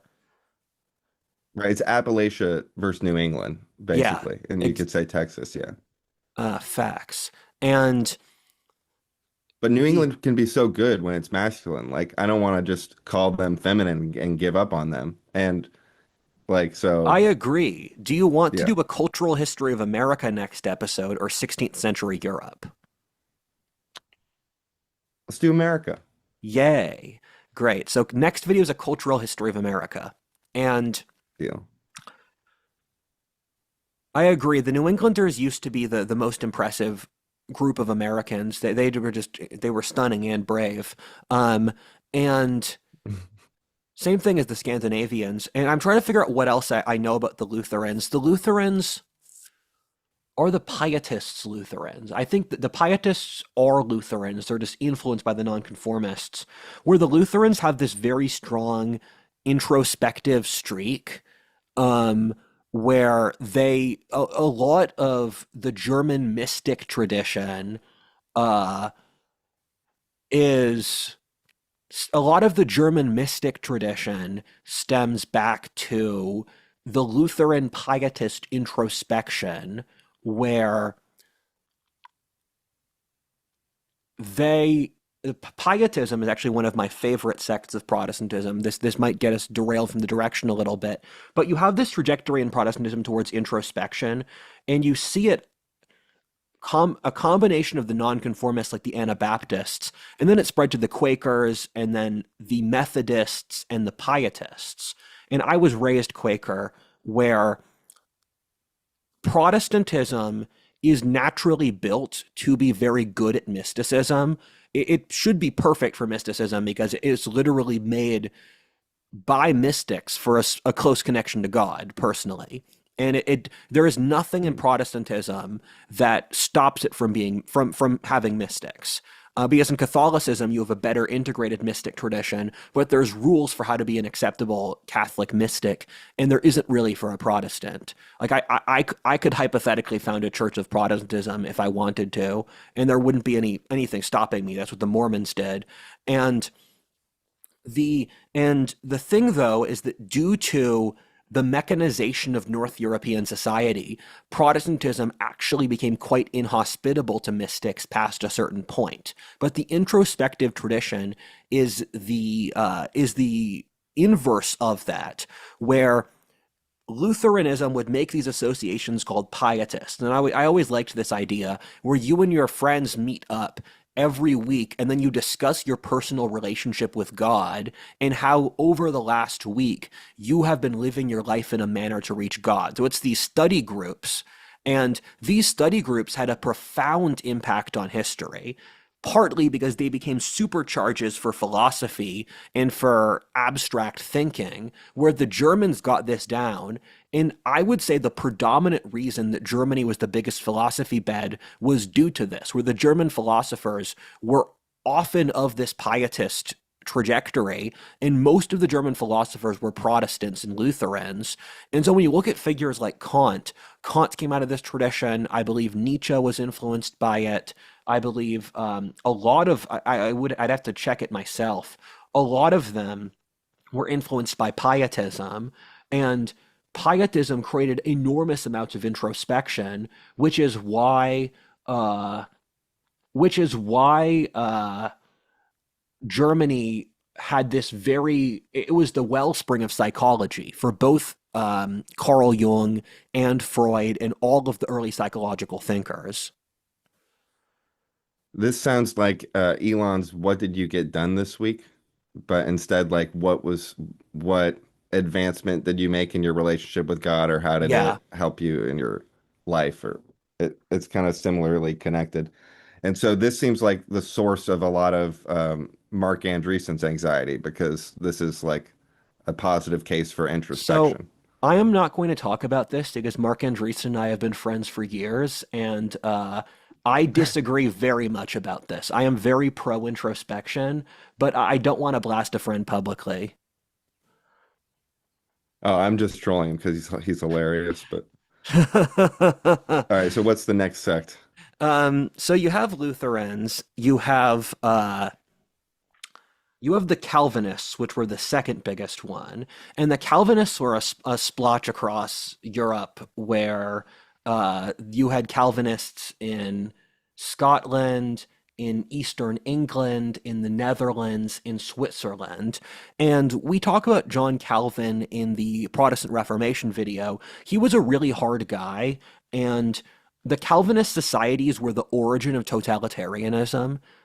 Basically all of the totalitarian philosophies stem back to Calvinism, but the Calvinists were also the foundation for capitalism and a lot of freedom and science, where Calvinism is like a psychological supercharge where it increases the psychological tension inside something for a variety of ends. And so if you go through the different Calvinist countries, the Netherlands they used Calvinism as a social glue to fight a nearly 1 century war against the Spanish. And the Netherlands had as a tiny country of about 1 million people, they had a colonial empire in across the world in many different continents, and and they they helped build capitalism. It was one of the foundations of the Industrial Revolution. And Eastern England was about 10% Calvinist. It was about 80% Anglican and about 10% Catholic. And the Calvinists were pushing against the Catholics, where the Anglicans were stuck in the middle, where they had to work with one of these groups of social radicals. And so the Anglicans got split, and the English Civil War was between the Puritans based out of Eastern England and the Catholics in the West, who were often more nobility, while the Calvinists, entrepreneurial types, high agency people, they were attracted to it. And that was true in France, where the Huguenots were Calvinists. In the Netherlands, they were. In Eastern England, um, same deal. In Scotland, they had a coup against their corrupt monarchy where the Calvinists formed a Taliban-like state. And that also occurred in Geneva. When the Calvinists took power, they basically totally removed freedom. And David Hackett Fisher talks about the different motivating concepts of freedom. And for the Calvinists, their concept of freedom was freedom to follow God. Their idea is when you follow God, it increases your agency level so you can be free to live your life. And there is a spiritual truth to that, but it's also a lie in that you're policing people's daily lives. And so when you deal with a lot of the left, these are descendants of Calvinists. If you map the areas that like the left today, it's the descendants of Calvinism. There's very few Calvinist populations that are not woke left today, except the ones that converted away from Catholicism and from Calvinism in America, like the Midwestern Yankee diaspora or the Scots Irish, where the Scots Irish in America converted from Calvinism and Presbyterianism, because Presbyterianism is a sub-variety of Catholicism. Sorry, they're similar words, but Presbyterianism is another name for Calvinism, and a presbyter was an elder, where the council elders were the people where you had these committees of spiritual elders that ran the town or ran the society, where in Scotland you had these sort of committees of these Calvinists who would virtue signal against each other, and they became hyper extreme. And I read this book called The Cousin War by Kevin Phillips, and he has this segment talking about how the Scots Irish of Appalachia, who migrated over a little bit before the American Revolution, as they converted from Calvinism to baptism, which we'll get to in a little bit for when baptism formed, he said that part of the motivation was that in Calvinist circles it was very dour and it was very morally restrictive. And then for the Baptists, you go down to the creek, and then you get bathed with you get baptized with scantily clad women, or with shawls that you can see through the water. And it was a significantly more loose social structure, and that fit better with their more frontier individualist mindset. You can kind of see why Calvinism went theocratic, right? Because it almost harvested the benefits of the immediate benefits of the shift from the rigidity of Catholicism. So that gave it a tremendous advantage that enabled it to consolidate around, when in reality, like the ultimate vision of Protestantism is that adaptability, which is the origin of baptism, where Baptists were a small percent of the English Civil War, and then they grew in the US, but their core doctrine in the beginning wasn't even like anything you associate with a modern Baptist church. It was just the principle of church independence, Yes, where the Presbyterians were more like Federalists and the Calvinists were more like theocrats. the Baptists formed as part of the second great wave of Protestant religious formation that occurred in England as a side effect of the English Civil War. And that was because people were getting tired of these doctrinal wars. So the Baptists and the Quakers, they were not as doctrinal as the previous groups, because especially where the Baptists and the Quakers formed in North England, it was this war zone of these religious elites who hated each other. And so the peasants and the North English herding peoples, they got tired of it. And so the Baptists and the Quakers and the Methodists, the sects that got popular in America, they were an overt rejection of that, of we want to return to a more basic spirituality. And to talk about Calvinism, your point, I read a really interesting book by Eric Fromm, who's my new favorite author crush. I periodically go through periods where I ordered 10 of Eric Fromm's books in a row because I read 3 and they were so good. And it's called Escape from Freedom, and it talks about the human desire for submission. And he explains, he starts the book with Protestantism, where, because he was writing this as trying to explain why Hitler emerged. And he said Hitler developed because humans have an innate need for submission. And so when you have rapid social changes, people desire social structure to make them feel safe. And I'll clarify, this varies massively by population. Certain social classes, certain ethnicities, certain demographics have radically different tolerances for chaos and desires for freedom or submission. And he was talking about how the rise of capitalism in the early modern period created a societal structure of constant fluidity and change. And Calvinism and Protestantism, but especially Calvinism, appealed to the upwardly mobile, upper middle class, merchant classes of the capitalist hubs, because these people had lives that were very chaotic, opposed to the earlier structure where you were attached to the land and a lord. So they ended up in these structures that were against social hierarchy, and people use social hierarchy to psychologically stabilize. That's normal across societies. And because the social hierarchies didn't work well with the fluid capitalist structure, where in Puritan systems you had the Puritan capitalist and then fluid workers beneath him without the rigid hierarchy. And that was very effective.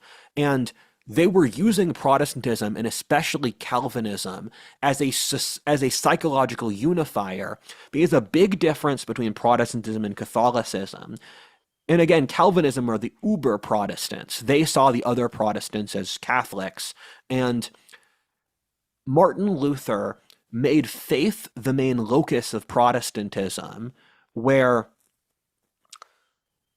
the Catholics had, and Luther was in many ways a rejection of the Catholic indulgences, which was a widely loathed practice, that the Catholics would sell the right to spend less time in purgatory. And due to corrupt local agents, they would say, we're selling your position to get into heaven. And that felt like a direct rejection of the Bible, which loves the meek and helping the poor and that stuff. And so the faith emphasis was a way of getting around the autistic Catholic, we will prescribe the amount of works you do to heal your sins. So faith became the locus. An issue, though, is that the pre-modern concept of faith is and the shift from a spiritual worldview to a mechanistic materialist one, that that changed a lot of our attitudes towards religion. So we stopped seeing Christianity as a spiritual path to reach the kingdom of heaven, and we transformed it into an ethical code, which is how you get to saying that socialism is the real Christian values, which is a sleight of hand that worked so well. People don't realize they've been conned, but also with faith is supposed to be a sort of wellspring spiritual force, where once you develop a close relationship with God, you feel faith well up within you, and then you can sort of feel the flow, and you can trust the flow of God's plan. And what a lot of the faith discourse, and you see this as early as the 17th century, was if you do not dogmatically believe the structure of our theology, you are a bad person because faith is the dominant unifying variable of this societal structure. And if you don't have total faith in God, then you're a bad person. And this created the Calvinist purity spiraling because when faith is your main organizing principle and you've removed traditions and hierarchy and often and sometimes an internal logic system, because faith can often override logic, is you end up in these virtue signaling over who has the most faith. So when you look at woke people, they're doing the same thing. It's not about the logical consistency, it's your faith in it.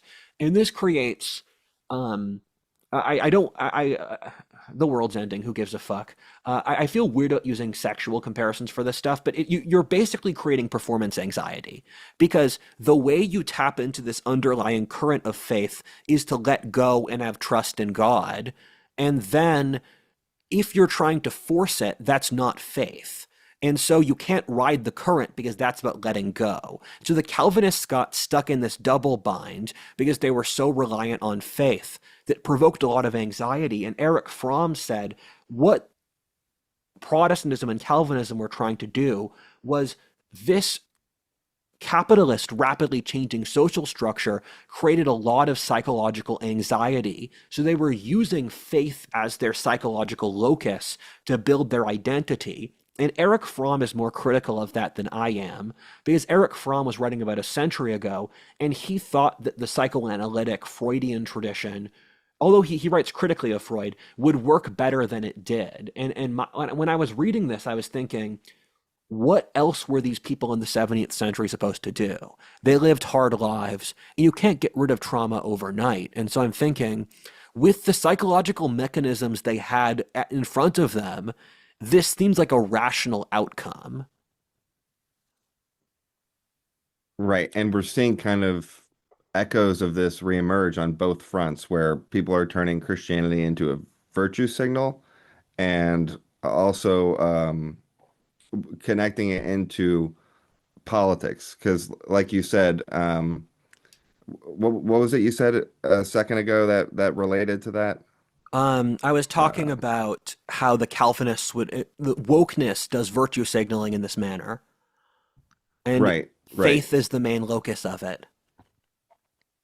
Yeah, and then but okay, so yeah, so what that does is it turns people away because it's like a hard sell, or it's like a shame. It's like, okay, so then I don't feel how you're saying I am, so then maybe this I'm not into this. And then the other side is people through virtue signaling their faith can then advance material interests with the kind of authority of Yes. their religious proclamations. And then you tie up these very specific contextual political issues within interpretations of scripture. So you're saying, if you agree with my interpretation of scripture, that means you have to agree with my politics.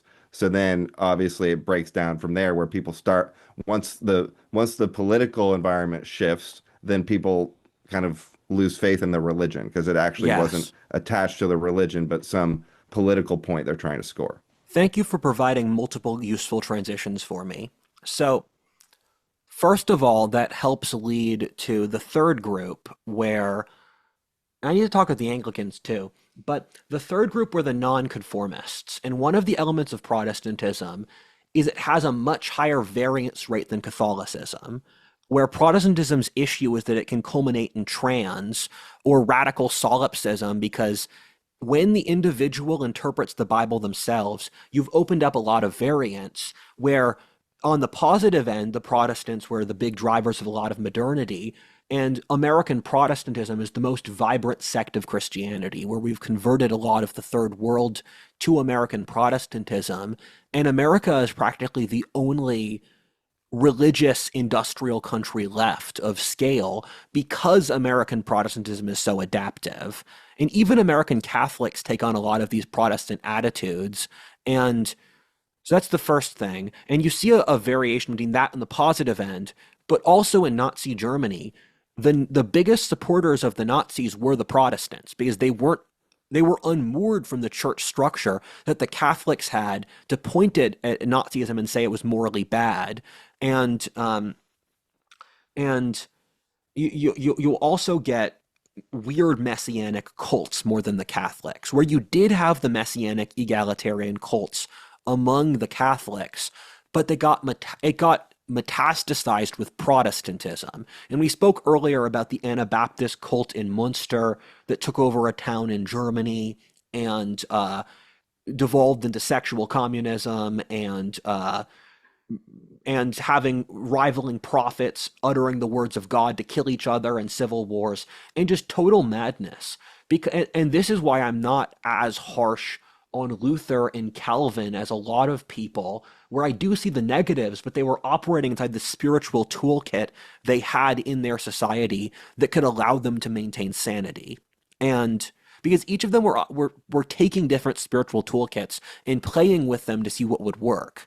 And when you look at what that happens when that doesn't occur, it's groups like the Anabaptists. And Anabaptists are best known in America for the Amish. They're the origins of them. And they're one of the more radical sects of Anabaptist. For those that don't know, the Amish are from Pennsylvania, about like half an hour from where I grew up. And they still live as if it's the pre-industrial world, and they speak a dialect of Swabian German from centuries ago. They drive horse and buggies. They don't use electricity, and all of those things. And the Anabaptists, they had like peasant Christianity, where it's we just want to live the word of God and speak peacefully and live happy lives and not have hierarchy and structure. And I'm not really a Quaker anymore. I talk too much about war. I'm too overtly hierarchical. But it is sort of rich for me to it's like mocking the Anabaptists is like throwing a stone into someone else's glass house when you live in one. But I am no longer a Quaker, so I'm not being held to their moral standards. And the Anabaptists, they were popular at certain periods. They had the Peasants' Revolt in the 16th century, which killed hundreds of thousands of people in Germany before ultimately getting crushed by the product by the authorities and the nobility. And they were an undercurrent to all of this, where at their best, these nonconformists are genuinely sincere and good Christians. And to use the Quakers, who were an English example, because it's a useful transition to look to the nonconformists, because they later rippled into a lot of Baptists and Methodists, where the Quakers are a North English Protestant sect, and they emerged as a side effect of the English Civil War, where George Fox was this, I think he was a former military captain who got disenchanted, and he would wander around the north of England and say that the will of God existed within everything, and the Quakers would just sit together and meditate. And I did 2 services of this a week for years on end, where I had structured meditation for 2 hours a week for my entire teenage years. I think that had a big effect on me. And and so when you feel the will of God, you stand up and speak. And the Quakers were pacifist. They didn't believe in social structures, but they were considered wild. They would often strip naked and protest by running naked through towns. They were often very brave too, where there was a Quaker who walked into Cromwell, who was the military dictator of England. They walked into it was a female too. The Quakers had very high social status for women. And the Quakers also invented the concepts of privacy and of prisons, where the idea of the Quaker ideal of prison, rather than just killing someone, was prison was there to rehabilitate their soul. So the original Quaker ideal was you shove someone into a room with just the Bible, and with just being forced to read the Bible, you see if they rehabilitate their character or not. Kind of like when they put the Bible in the hotel room. Yeah. And so the Quakers did a lot of this stuff, and they were foundational to America much more than Britain. And the church, both, it's ironic the Quakers talked a lot about simplicity and not being ostentatious, where they became quite wealthy because, much like the Calvinists, because they were frugal and they had high trust communities, where both the Bank of America in the early 19th century and the Bank of England were both founded by Quakers, as well as the Industrial Revolution in both England and America were spearheaded by Quakers. And the Quakers and the Anabaptists were seen as insane social radicals because in an aristocratic society, they were the equivalent of people trying to blow up the entire social structure. And you can watch the English Civil War video. I'm purposely avoiding the wars of religion because we've done a bunch of videos about those already. But the English Civil War had oscillating dominance between Anglicans and Quakers, sorry, not Quakers, Anglicans, Puritans, and you had Catholic kings who could never convert England to Catholicism. And so these dissenting sects like the Quakers became more popular, and Cromwell was tolerant to all of the deviant Protestant sects. Cromwell Hmm. maintained a Puritan uh, oligarchic state where, for example, he banned celebrating Christmas because in the Calvinist worldview, you should be saintly every day, so having holidays was bad. And having holidays is bad because it separates you from being saintly every day. You can say that they were spiraling into Right. into obsessiveness, So but Christmas was every day, basically. He didn't get rid of exactly. Christmas. But He then made there it was every no day. celebration where because Then it's not special. Yeah. they believed celebration was innately bad. Um, and um, Protestantism. And so at the same time, while he imposed this Puritan oligarchy, he was quite tolerant to the Protestant dissenters. So the Quakers developed and emerged there. The Baptists are a similar vein, and the Baptists are a heavily American sect of Protestantism where they they emerged in North England, similar time to the Quakers, and their main because each Protestant sect has their own specific gig that separates them from the others. And for the Protestants, sorry, for the Baptists, it's that you get baptized as an adult because their idea is that if you baptize someone as a child, then they can't be self-aware of their decision to be a Christian. So Baptists wait until you're an adult to baptize you, to force you to go through the conscious choice of choosing to be a Christian. And And by adult, do you mean seven? aren't don't Baptists get baptized as like when they're teenagers? I know they get baptized all the like throughout your life. You can get baptized, but I didn't know if that's where the seven versus because Catholics get baptized at birth. So I thought maybe Yeah, that's where the 7-year-old distinction came from, but it probably varies. I don't know. I didn't grow up in the Bible Belt. Where I grew up, it was mostly mainline Protestant churches. Um, and the Baptists became very popular in the American South. Same thing as the Methodists, who emerged in England from actually from the Welsh a little bit later. Um, and the Baptists are the biggest. I think there are more Baptists than there are Catholics in America, and they're the dominant religion of the American South. And they're the Baptists and the non-denominationals are functionally Baptists. In America, you see a lot of non-denominational churches, and they really annoy me because I want to know what your doctrines are, just on an Hmm. anthropological, theological basis. But the idea is we just believe when churches say we just believe in Christ, I'm like, come on. I know you're a Protestant. I know you're going to have a theology that's functionally similar to the Baptists.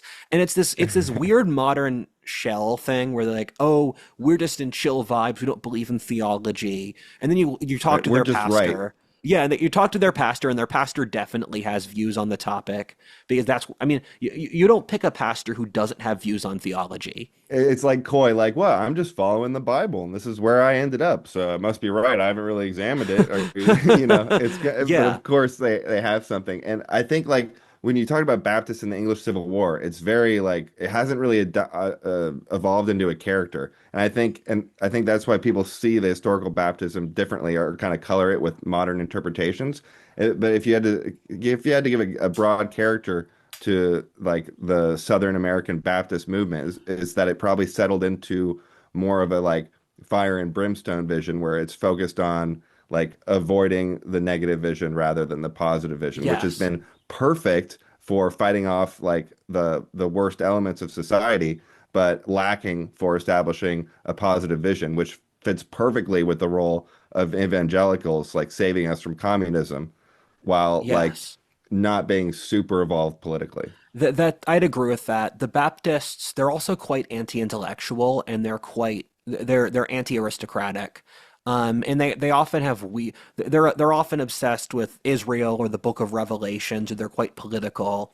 So they develop these sort of they develop these neuroses. Um, and they're big in the American South. I thought you articulated that well. And the Baptist dominance emerged in America in the 19th century, and same thing as the Methodists. The Methodists are of a similar school where they emerged in 18th century England, and they got popularized in America at the same time, where Wesleyan, the founder, even came to America and participated in the first Great Awakening in the mid 18th century, where America's had Great Awakenings every century, with the first one in the 1740s, the second one in the 1840s. We had another religious awakening in the 1940s and the 50s. We might have another in the mid 21st century. And the Methodists were an attempt to make a British version of Pietism. They're the Protestant sect I've never converted to Methodism, but they're the one I'm most sympathetic to. And they were really popular in the 19th century, and especially in the middle states like Pennsylvania, Ohio, Appalachia. And their idea is that you should do the pietist thing of reading the Bible and having these study groups to reach God together. And the Methodist issue is they just become milk toast. They don't have the edge. And they're just seen as one of the Protestant churches. At least they're not Episcopalian. But We have to talk with about the them.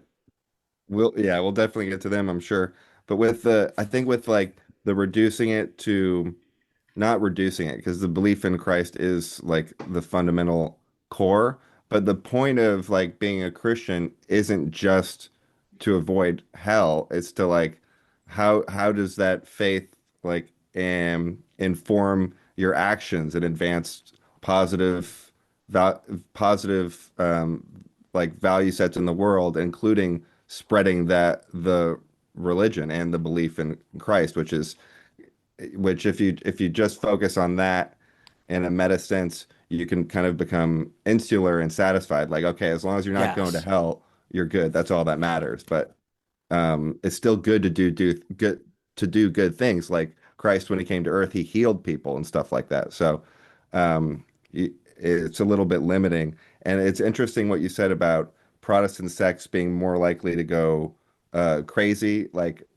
you get the increased volatility. You mentioned the movement with the Nazis, where the Catholic Party was like one of the only counter non-socialist parties voting in that election. They only got like 14%.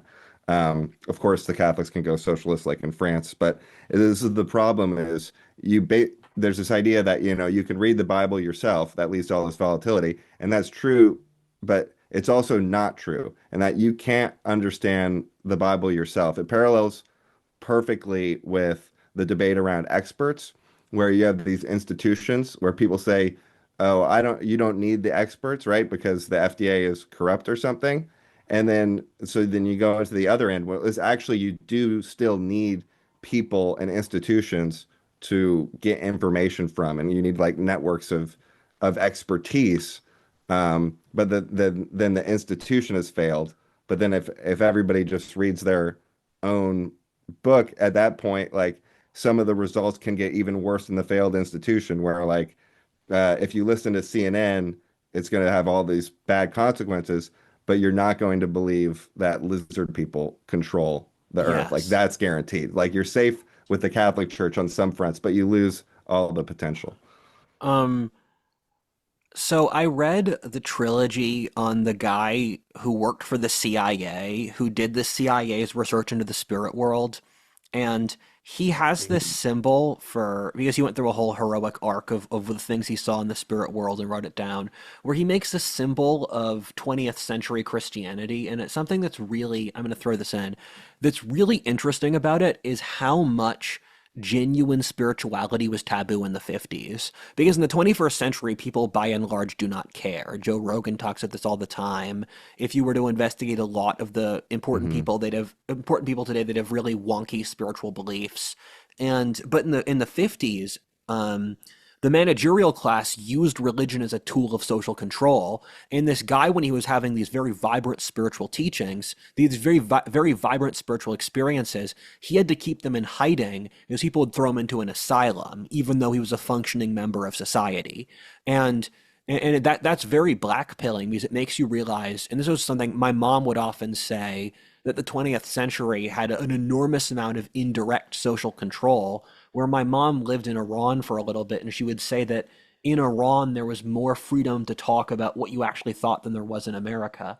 But the but another element of it is he has a symbol of he has this thing called loosh, which is it's a symbol he made of the society generates these emotions and then people feed off the emotions generated by the society. So people's entire lives are generating these emotions that other people make money off. And that's, of course, a symbol for the advertising industry and the media industry and politics, all of which generate emotional reactions among the population and then feed off the result. And one of the loose things he talks about is he has this symbol of a church that's on the edge of heaven, and everyone inside the church stays there because they like the pastor and they like the rituals, but they don't actually walk through the doors to heaven. And when I read that, he said this is one Mhm. of the Loosh settings, and that just crushed me. I was so depressed to read that because I'm like, oh my God, that's so many churches today. Right, where it's like the comfort, the familiarity. It's been reduced to like tradition or even a social club, like Yeah, something to do when you're like old people are lonely, and so they're just like doing this out of a yeah. to fulfill a much more basic interaction than it should be. A lot of the dynamics, and this is not just churches, it's everything, it's social games. And if you were to dissect the interactions, it's these different people playing social games inside this set structure to increase their social status. Um, Hmm. and Within their they, little social club. yeah, and they use the Bible as an external criteria to mediate that. And Mm. so to cover the last group, Parallels with the politics thing. of Protestants, the Anglicans emerged due to Henry VIII's conversion to Protestantism so that he could remarry. And the Anglicans are more Catholic than the Lutherans were, where they're mostly Catholic, but they do have you can read the Bible yourself, um, and they're sort of the English church, where for a lot of English history, in order to have government jobs or to have university positions into the mid to late 19th century, you had to be Anglican. To be a professor, you had to be an Anglican. To be the nobility, you had to be an Anglican. And the Anglicans they're very moderate, and they're the Episcopalians, which is the American version. They're seen as the stable upper class church, um, and the Anglicans are good in the same way England has been good, where you can't separate them from the English project. And the current Anglican Church, much like a lot of the mainline Protestant churches, are divided between the English Church that wants to have women priests and the African Church that doesn't. And I'm going to clarify the term mainline Protestant because it keeps emerging. And the mainline Protestants, it's a term from the Philadelphia main line where I grew up, where it's the train line out from Philly. And in the 20th century, as there was white flight from Philadelphia to the suburbs, these Protestant churches emerged there. So the idea is that the people who live in this area go to these type of churches. And it's the Presbyterians, it's the Episcopalians, it's the Methodists, the Lutherans. And where I grew up, most people went to mainline Protestant churches. And those churches have been utterly gutted over the last few generations because they haven't been able to maintain dynamism, while the evangelicals and the Pentecostalists, which we'll talk about in the Third World, they have been the Protestants that have been growing and able to compete and expand. Mm. And I think there's also more room for evolution in that area. Like I think the trend of the Baptist churches are actually getting better rather than settling into their flaws. And then with the universities, I think Cambridge was the one that was had Cambridge was like some of the Calvinist. first Calvinist, right? They had, and then Harvard was established also by Calvinists from the people who lived in the same area as Yeah. Cambridge. So Cambridge and Harvard are the original Calvinist universities. And then Wittenberg is the original Lutheran university. And all those are very strong hubs for progressivism. During the English Civil War, the Calvinists controlled the university system in England, and as a side effect, they made it so that you had to be an Anglican to get a university job when the Anglicans re-solidified power in the late 17th Mm. century after the English Civil War. Right. So Harvard was the new Cambridge. That's where they went to have their theocracy because they couldn't take over England. As I go through the rest of this video, we've established most of the non-Third World Protestant sects. We still have to explain Mormonism and Pentecostalism. But we're going to go through a lot of European history, and I'm going to sidestep that because we have a variety of other videos on the topic where if you want to look at Protestantism's decay in the Protestant countries, you can look at the Death of God video. If you want to look at the reaction of Protestant countries to the Enlightenment or science, you can look at those videos. And what I will say is the Protestant countries were the super carriers of a lot of this modern stuff, but they themselves were more immune to it than a lot of the populations they exposed it to, because these new modern things were invented by Protestants, so it was part of their organic culture, where North European Protestantism had this adaptive Faustian spirit to it that allowed it to take a lot of this Faustian Western ideas and not have it corrupt them, where Mhm. during the Enlightenment, the German and the English Enlightenment largely stayed religious, while the French one became significantly atheist. And there were exceptions, like Hume was more so. I forget if Hume himself was religious, but his arguments were used predominantly for non-religion. You had blank slatists like Goodwin. During the Napoleonic Wars, England and Germany were religious while France was exporting atheism and agnosticism. And the German Enlightenment with thinkers like Kant or Goethe or Hegel, these were deeply religious people, and they were basing these ideas from Protestantism. People said that Hegel was practically a theologian, Kant was the Mhm. same deal. A lot of them, like Kant, was pulling from an esoteric Lutheran mystic named Swedenborg that was very popular at the time. And you can see the suppression of the mystic, where Swedenborg in the early 18th century was very popular, and he would talk about he talked about Dante's spirit world, but then Swedenborg was repressed, and Kant was into mysticism in his youth, and he had to throw it out because it was too taboo. And so he said later, if you have these sort of experiences, you should go to an asylum. And this is part of religion and science agreeing to shoot the mystic in the late 17th century. And this meant that the West developed as a society because the mystic relates to perception, where religion removed from perception or direct contact with God, and science removed from the context of the human condition. Because if you shoot perception, you've shot the ability to connect these dots. And we talk about that in both the Death of God video and the Rise of Science video. And it's the same thing that repressed the Hermetica. And so after this point, Protestantism leaned more heavily on sola scriptura. And when you look at the 18th century, Protestant Europe was still heavily Protestant. It was the defining element of people's identity, but people got more chill about it. And you can see this in New England's trajectory, where America was founded by radical Protestants in many cases, between the Puritans in New England, the Quakers in Pennsylvania, the Calvinists in New York, the And then you had the Anglicans in Virginia and and originally the Presbyterians in Appalachia, but then the Baptists converted the South over the 18th century. The Puritans evolved into Congregationalists, and Methodism and Lutheranism became popular in the Middle States. And so when you look at New England, when you have authors like Nathaniel Hawthorne in the early 19th century, he is writing about how strict his Puritan ancestors were because they no longer were, and they saw things like the witch trials, which occurred later which the witch trials died out later in America than they did in Europe.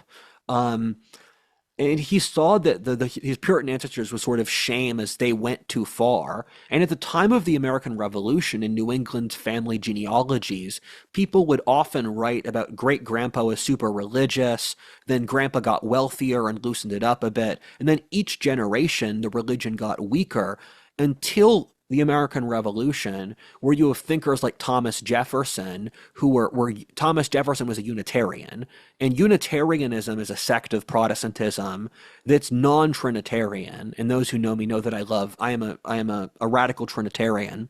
And Unitarians think God is one, and it was popular in Romania in the 16th century, is one of the earlier Protestant sects. And Unitarianism had a brief flowering in the early 19th century, and then it lost popularity. It was part of that whole Emerson transcendental move.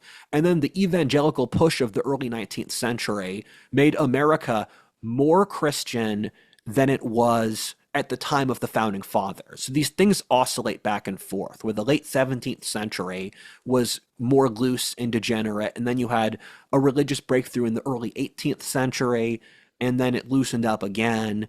And those shifts also occurred in Europe, where there was a big boost in Protestantism in Britain and Germany and the rest of Protestant Europe in the early to mid 19th century as a reaction to the Napoleonic Wars and industrialization, where there was a moral panic that these city populations would not maintain Christianity due to the Industrial Revolution. So there was a big push to reconvert the cities back to Protestantism through the evangelical churches, and that worked over the 19th century until around World War One.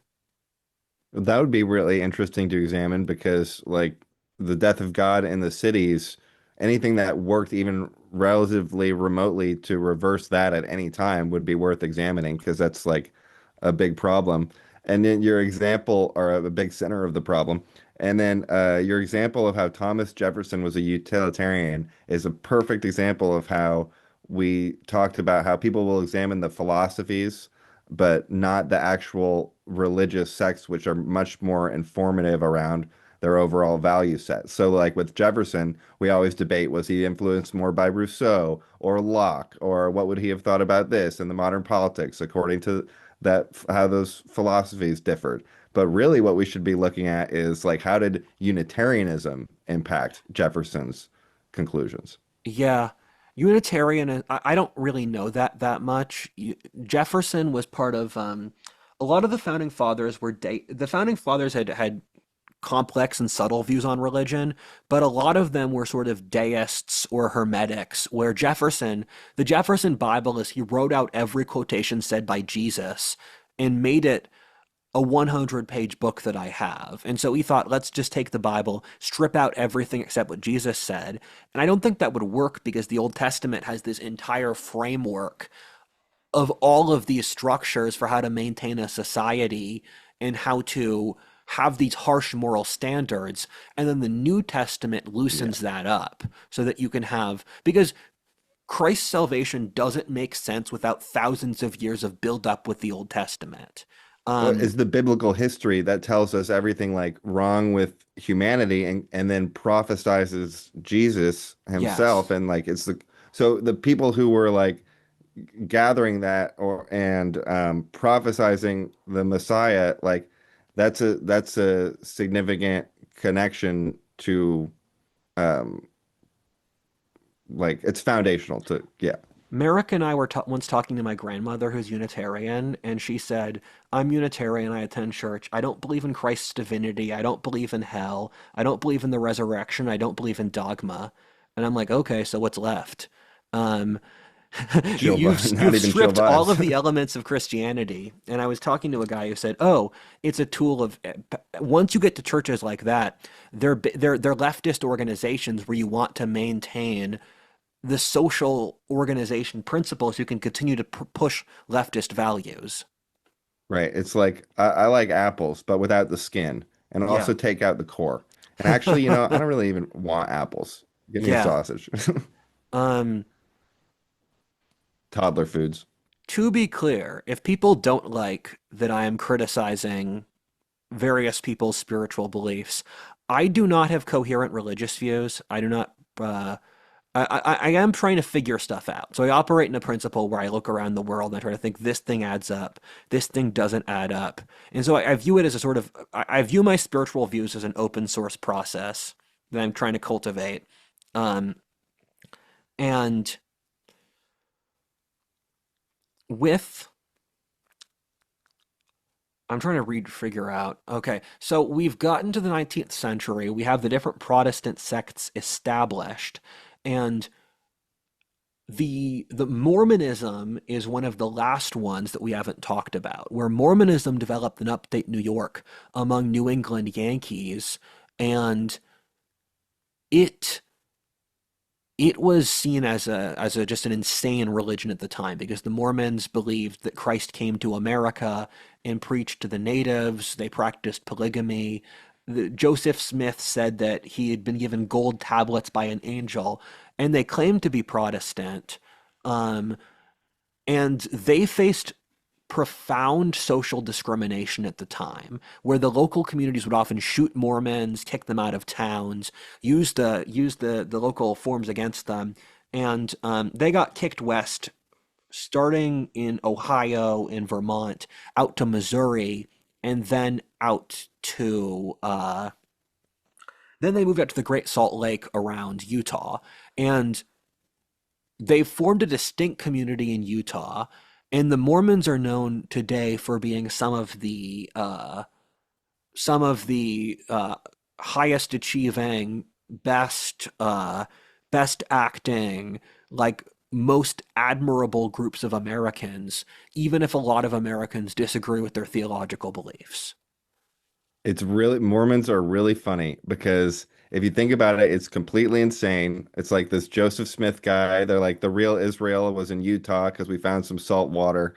There was a sea in the Bible, and but then like so it's completely insane. And they started their own thing, but we can't really like go after the Mormons theologically because if you look at them, like exactly like you said, they're the best group of people. They have like the best politics, right? Like we talked about the value of evangelicals and stopping communism. If you had to choose one sect to represent politics, it would be the Mormons would probably get you the best result. They're more like Yes. libertarian and also not like unbound libertarians. So it's like it's easier to just ignore them because if you talk about the theology, like you have to point out that it's working.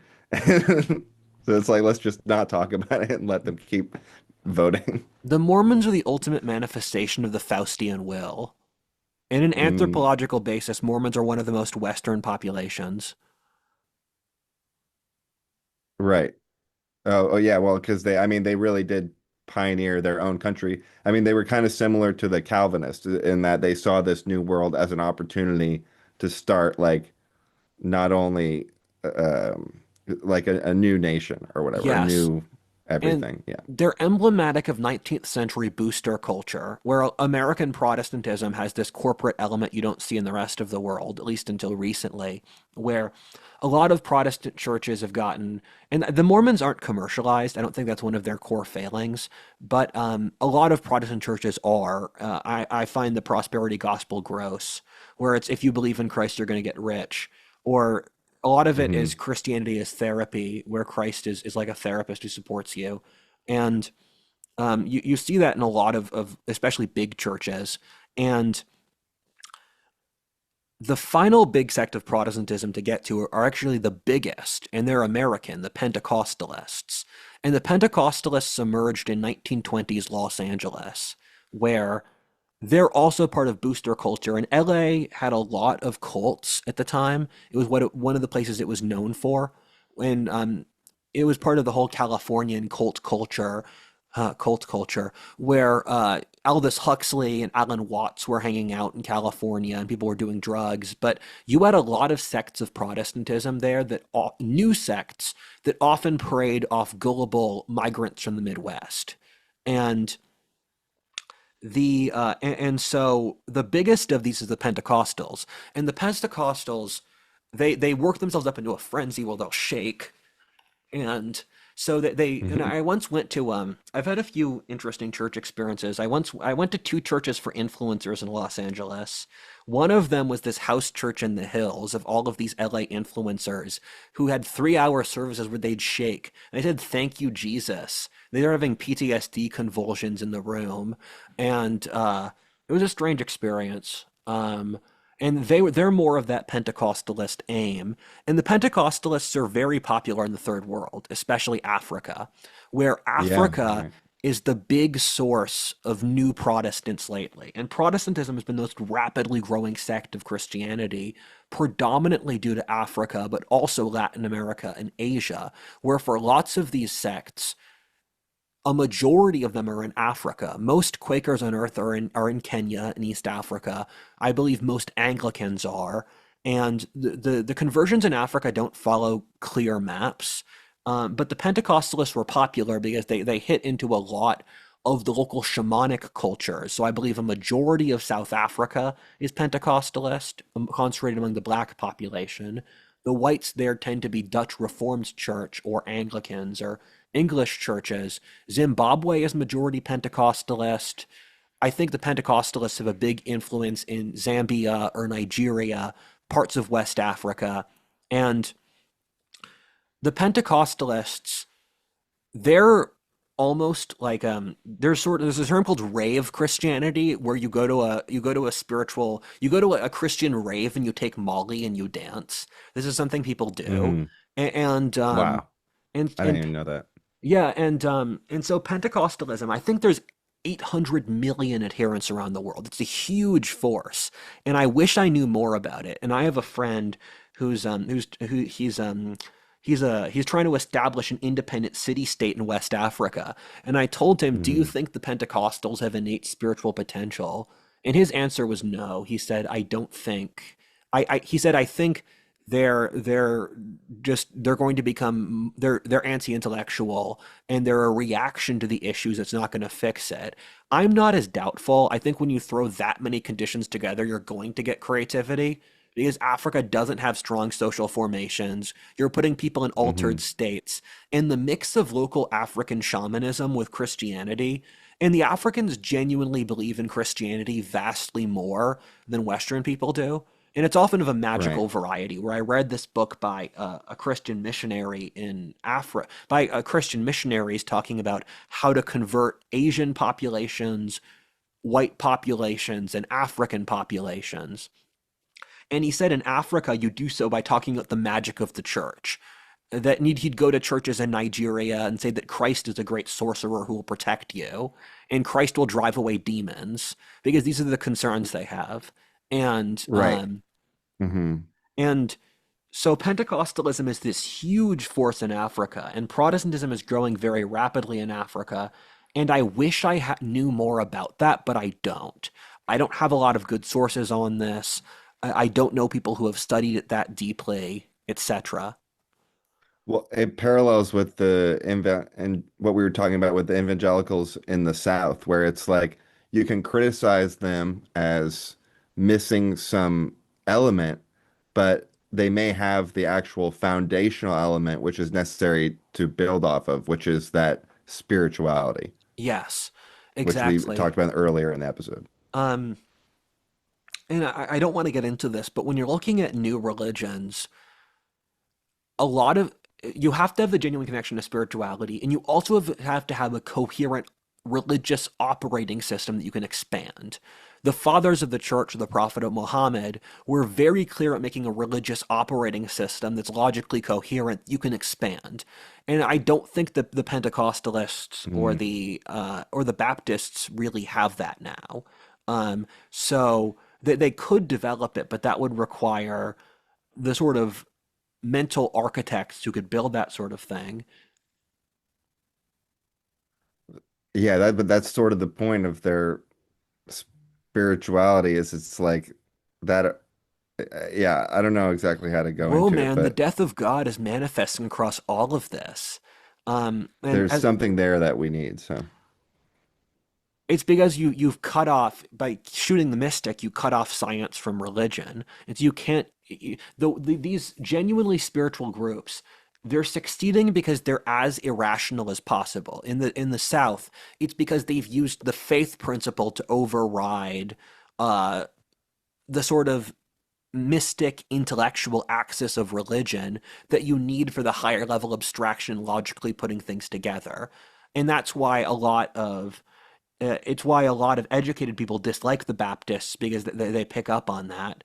And and you in can add rationality onto spirituality, but you can't add spirituality on top of rationality, and that's kind of the core difference. So, can yes. And as the final subregions, there's been a huge wave of conversions to Protestantism in Latin America. A lot of countries in Latin America are nearly majority Protestant, especially so in Central America. In Brazil's like a quarter Protestant.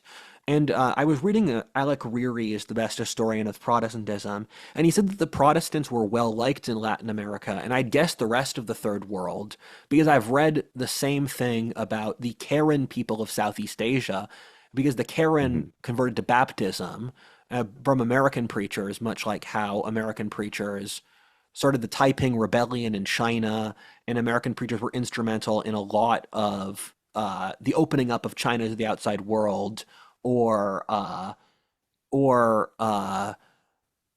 a lot of the development of Asia, like Mm. the anthropological categorization of India.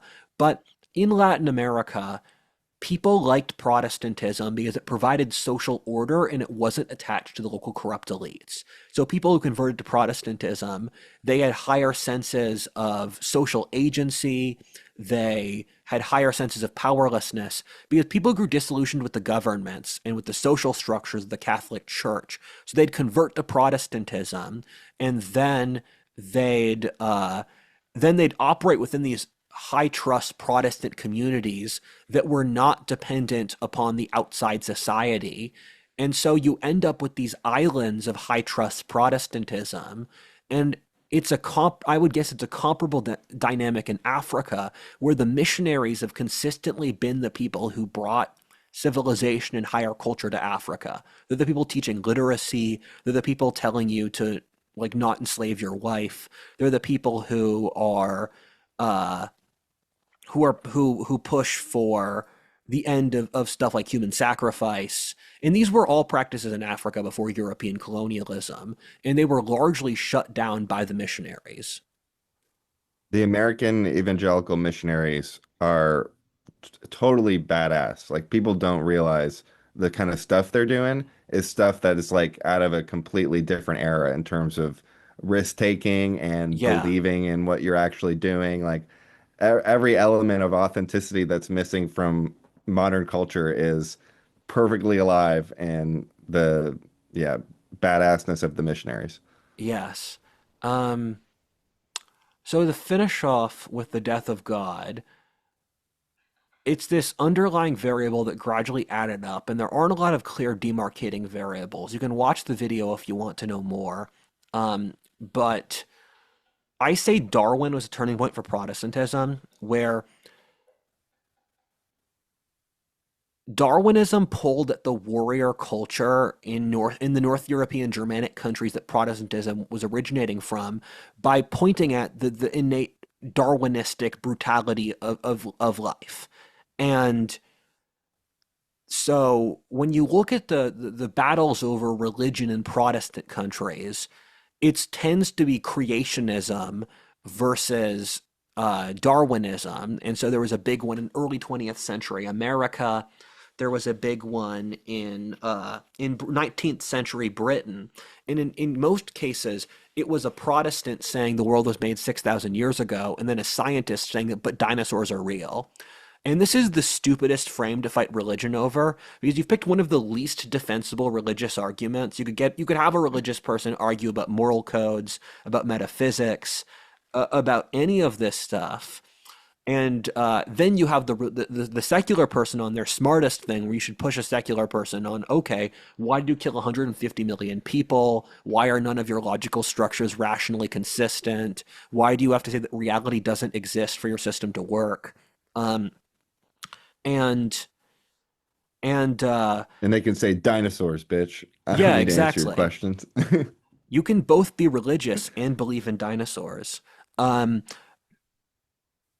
And you saw a collapse in Protestantism in the North European countries in the early 20th century. So, as of now, England and the Netherlands and Australia are less than a quarter Protestant, which is a huge historic shift. And it's been almost entirely negative in those societies, where the death of God has been the death of these North European societies. For when they were Christian, they dominated the world, and then afterwards they degraded into being pathetic.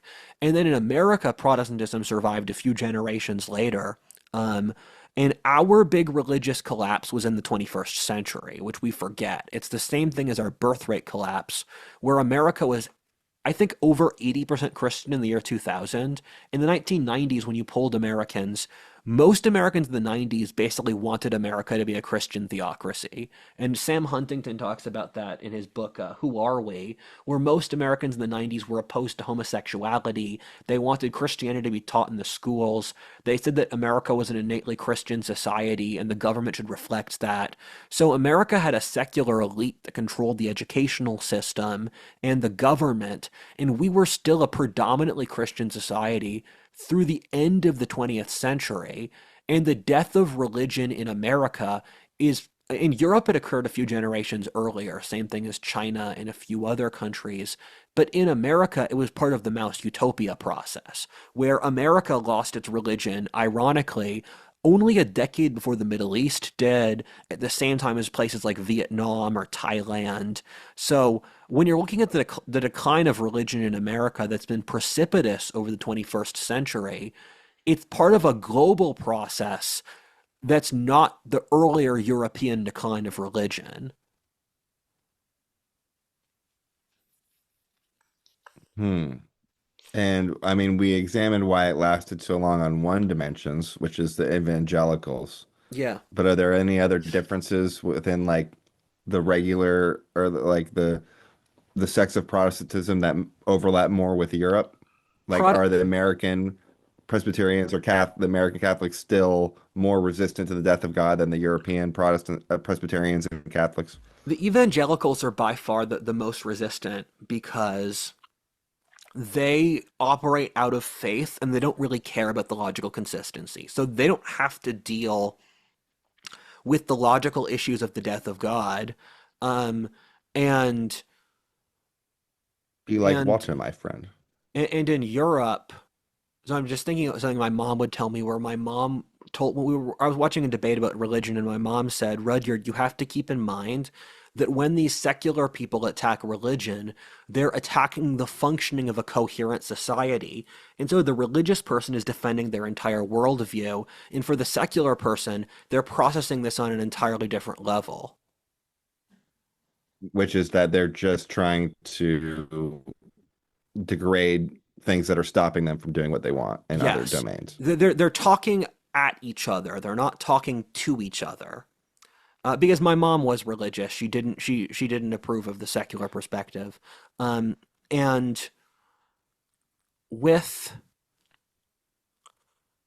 I'm trying to figure out how to tie this off. So Things are getting worse now, but if there's one theme from this video, it's the massive adaptability of Protestantism. Protestantism, as religions go, its great advantage is the ability to form a new sect or make a new reformation that changes.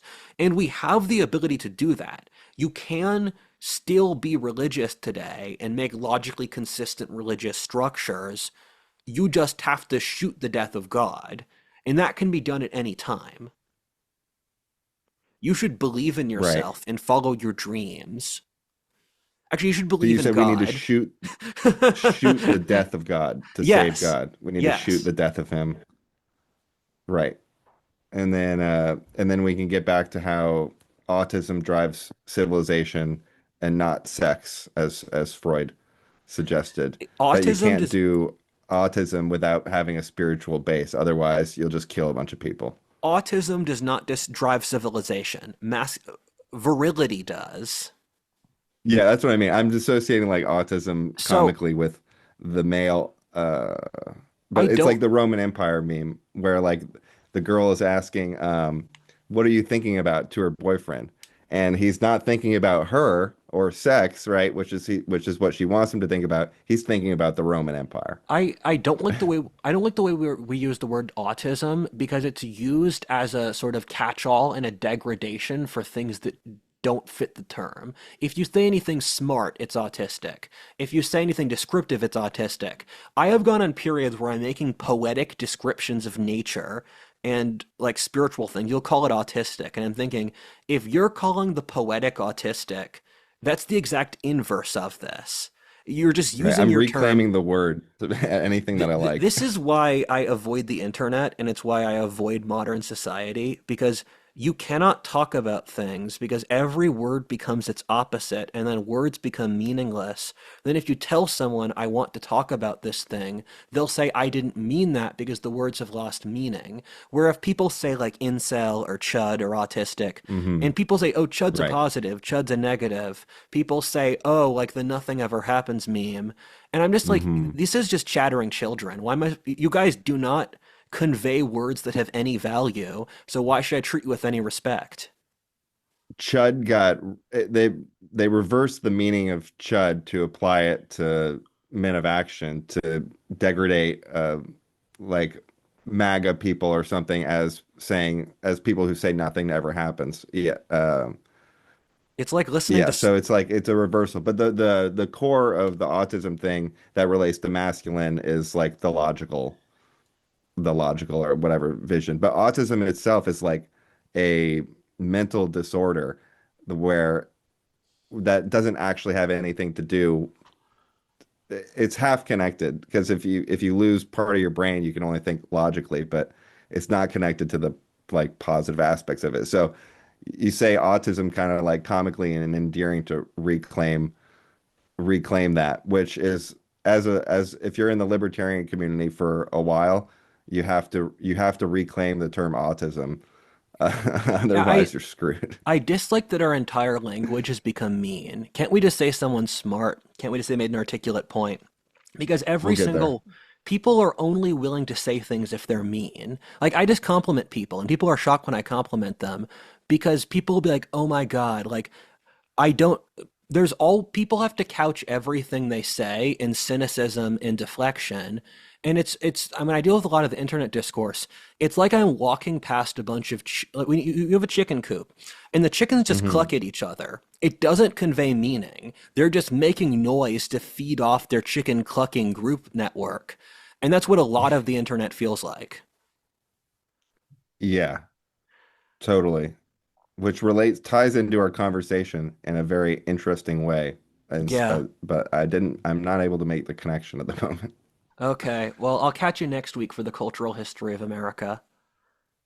Yes, and oh yeah, there was one more thing you said about Calvinism Yeah. where it was like it was the origin of the concept of positive freedom. So we don't have to go back on that, but I just thought that was interesting. So maybe someone can find that Easter egg in the episode. That's a good And point. then also look in to my other show. I just released an episode on Iran, which I had fun making. So if you want to check it out, Austin Paget, Ludwig Never Miss Mises is the at, but it's on YouTube. I And watched part of the it. link is in. Sorry, what's up? I watched part of it. You did a good job. Oh, thank you. There you go. So go check that out if you're out of History 102 content. Okay. Bye bye. All right. Peace.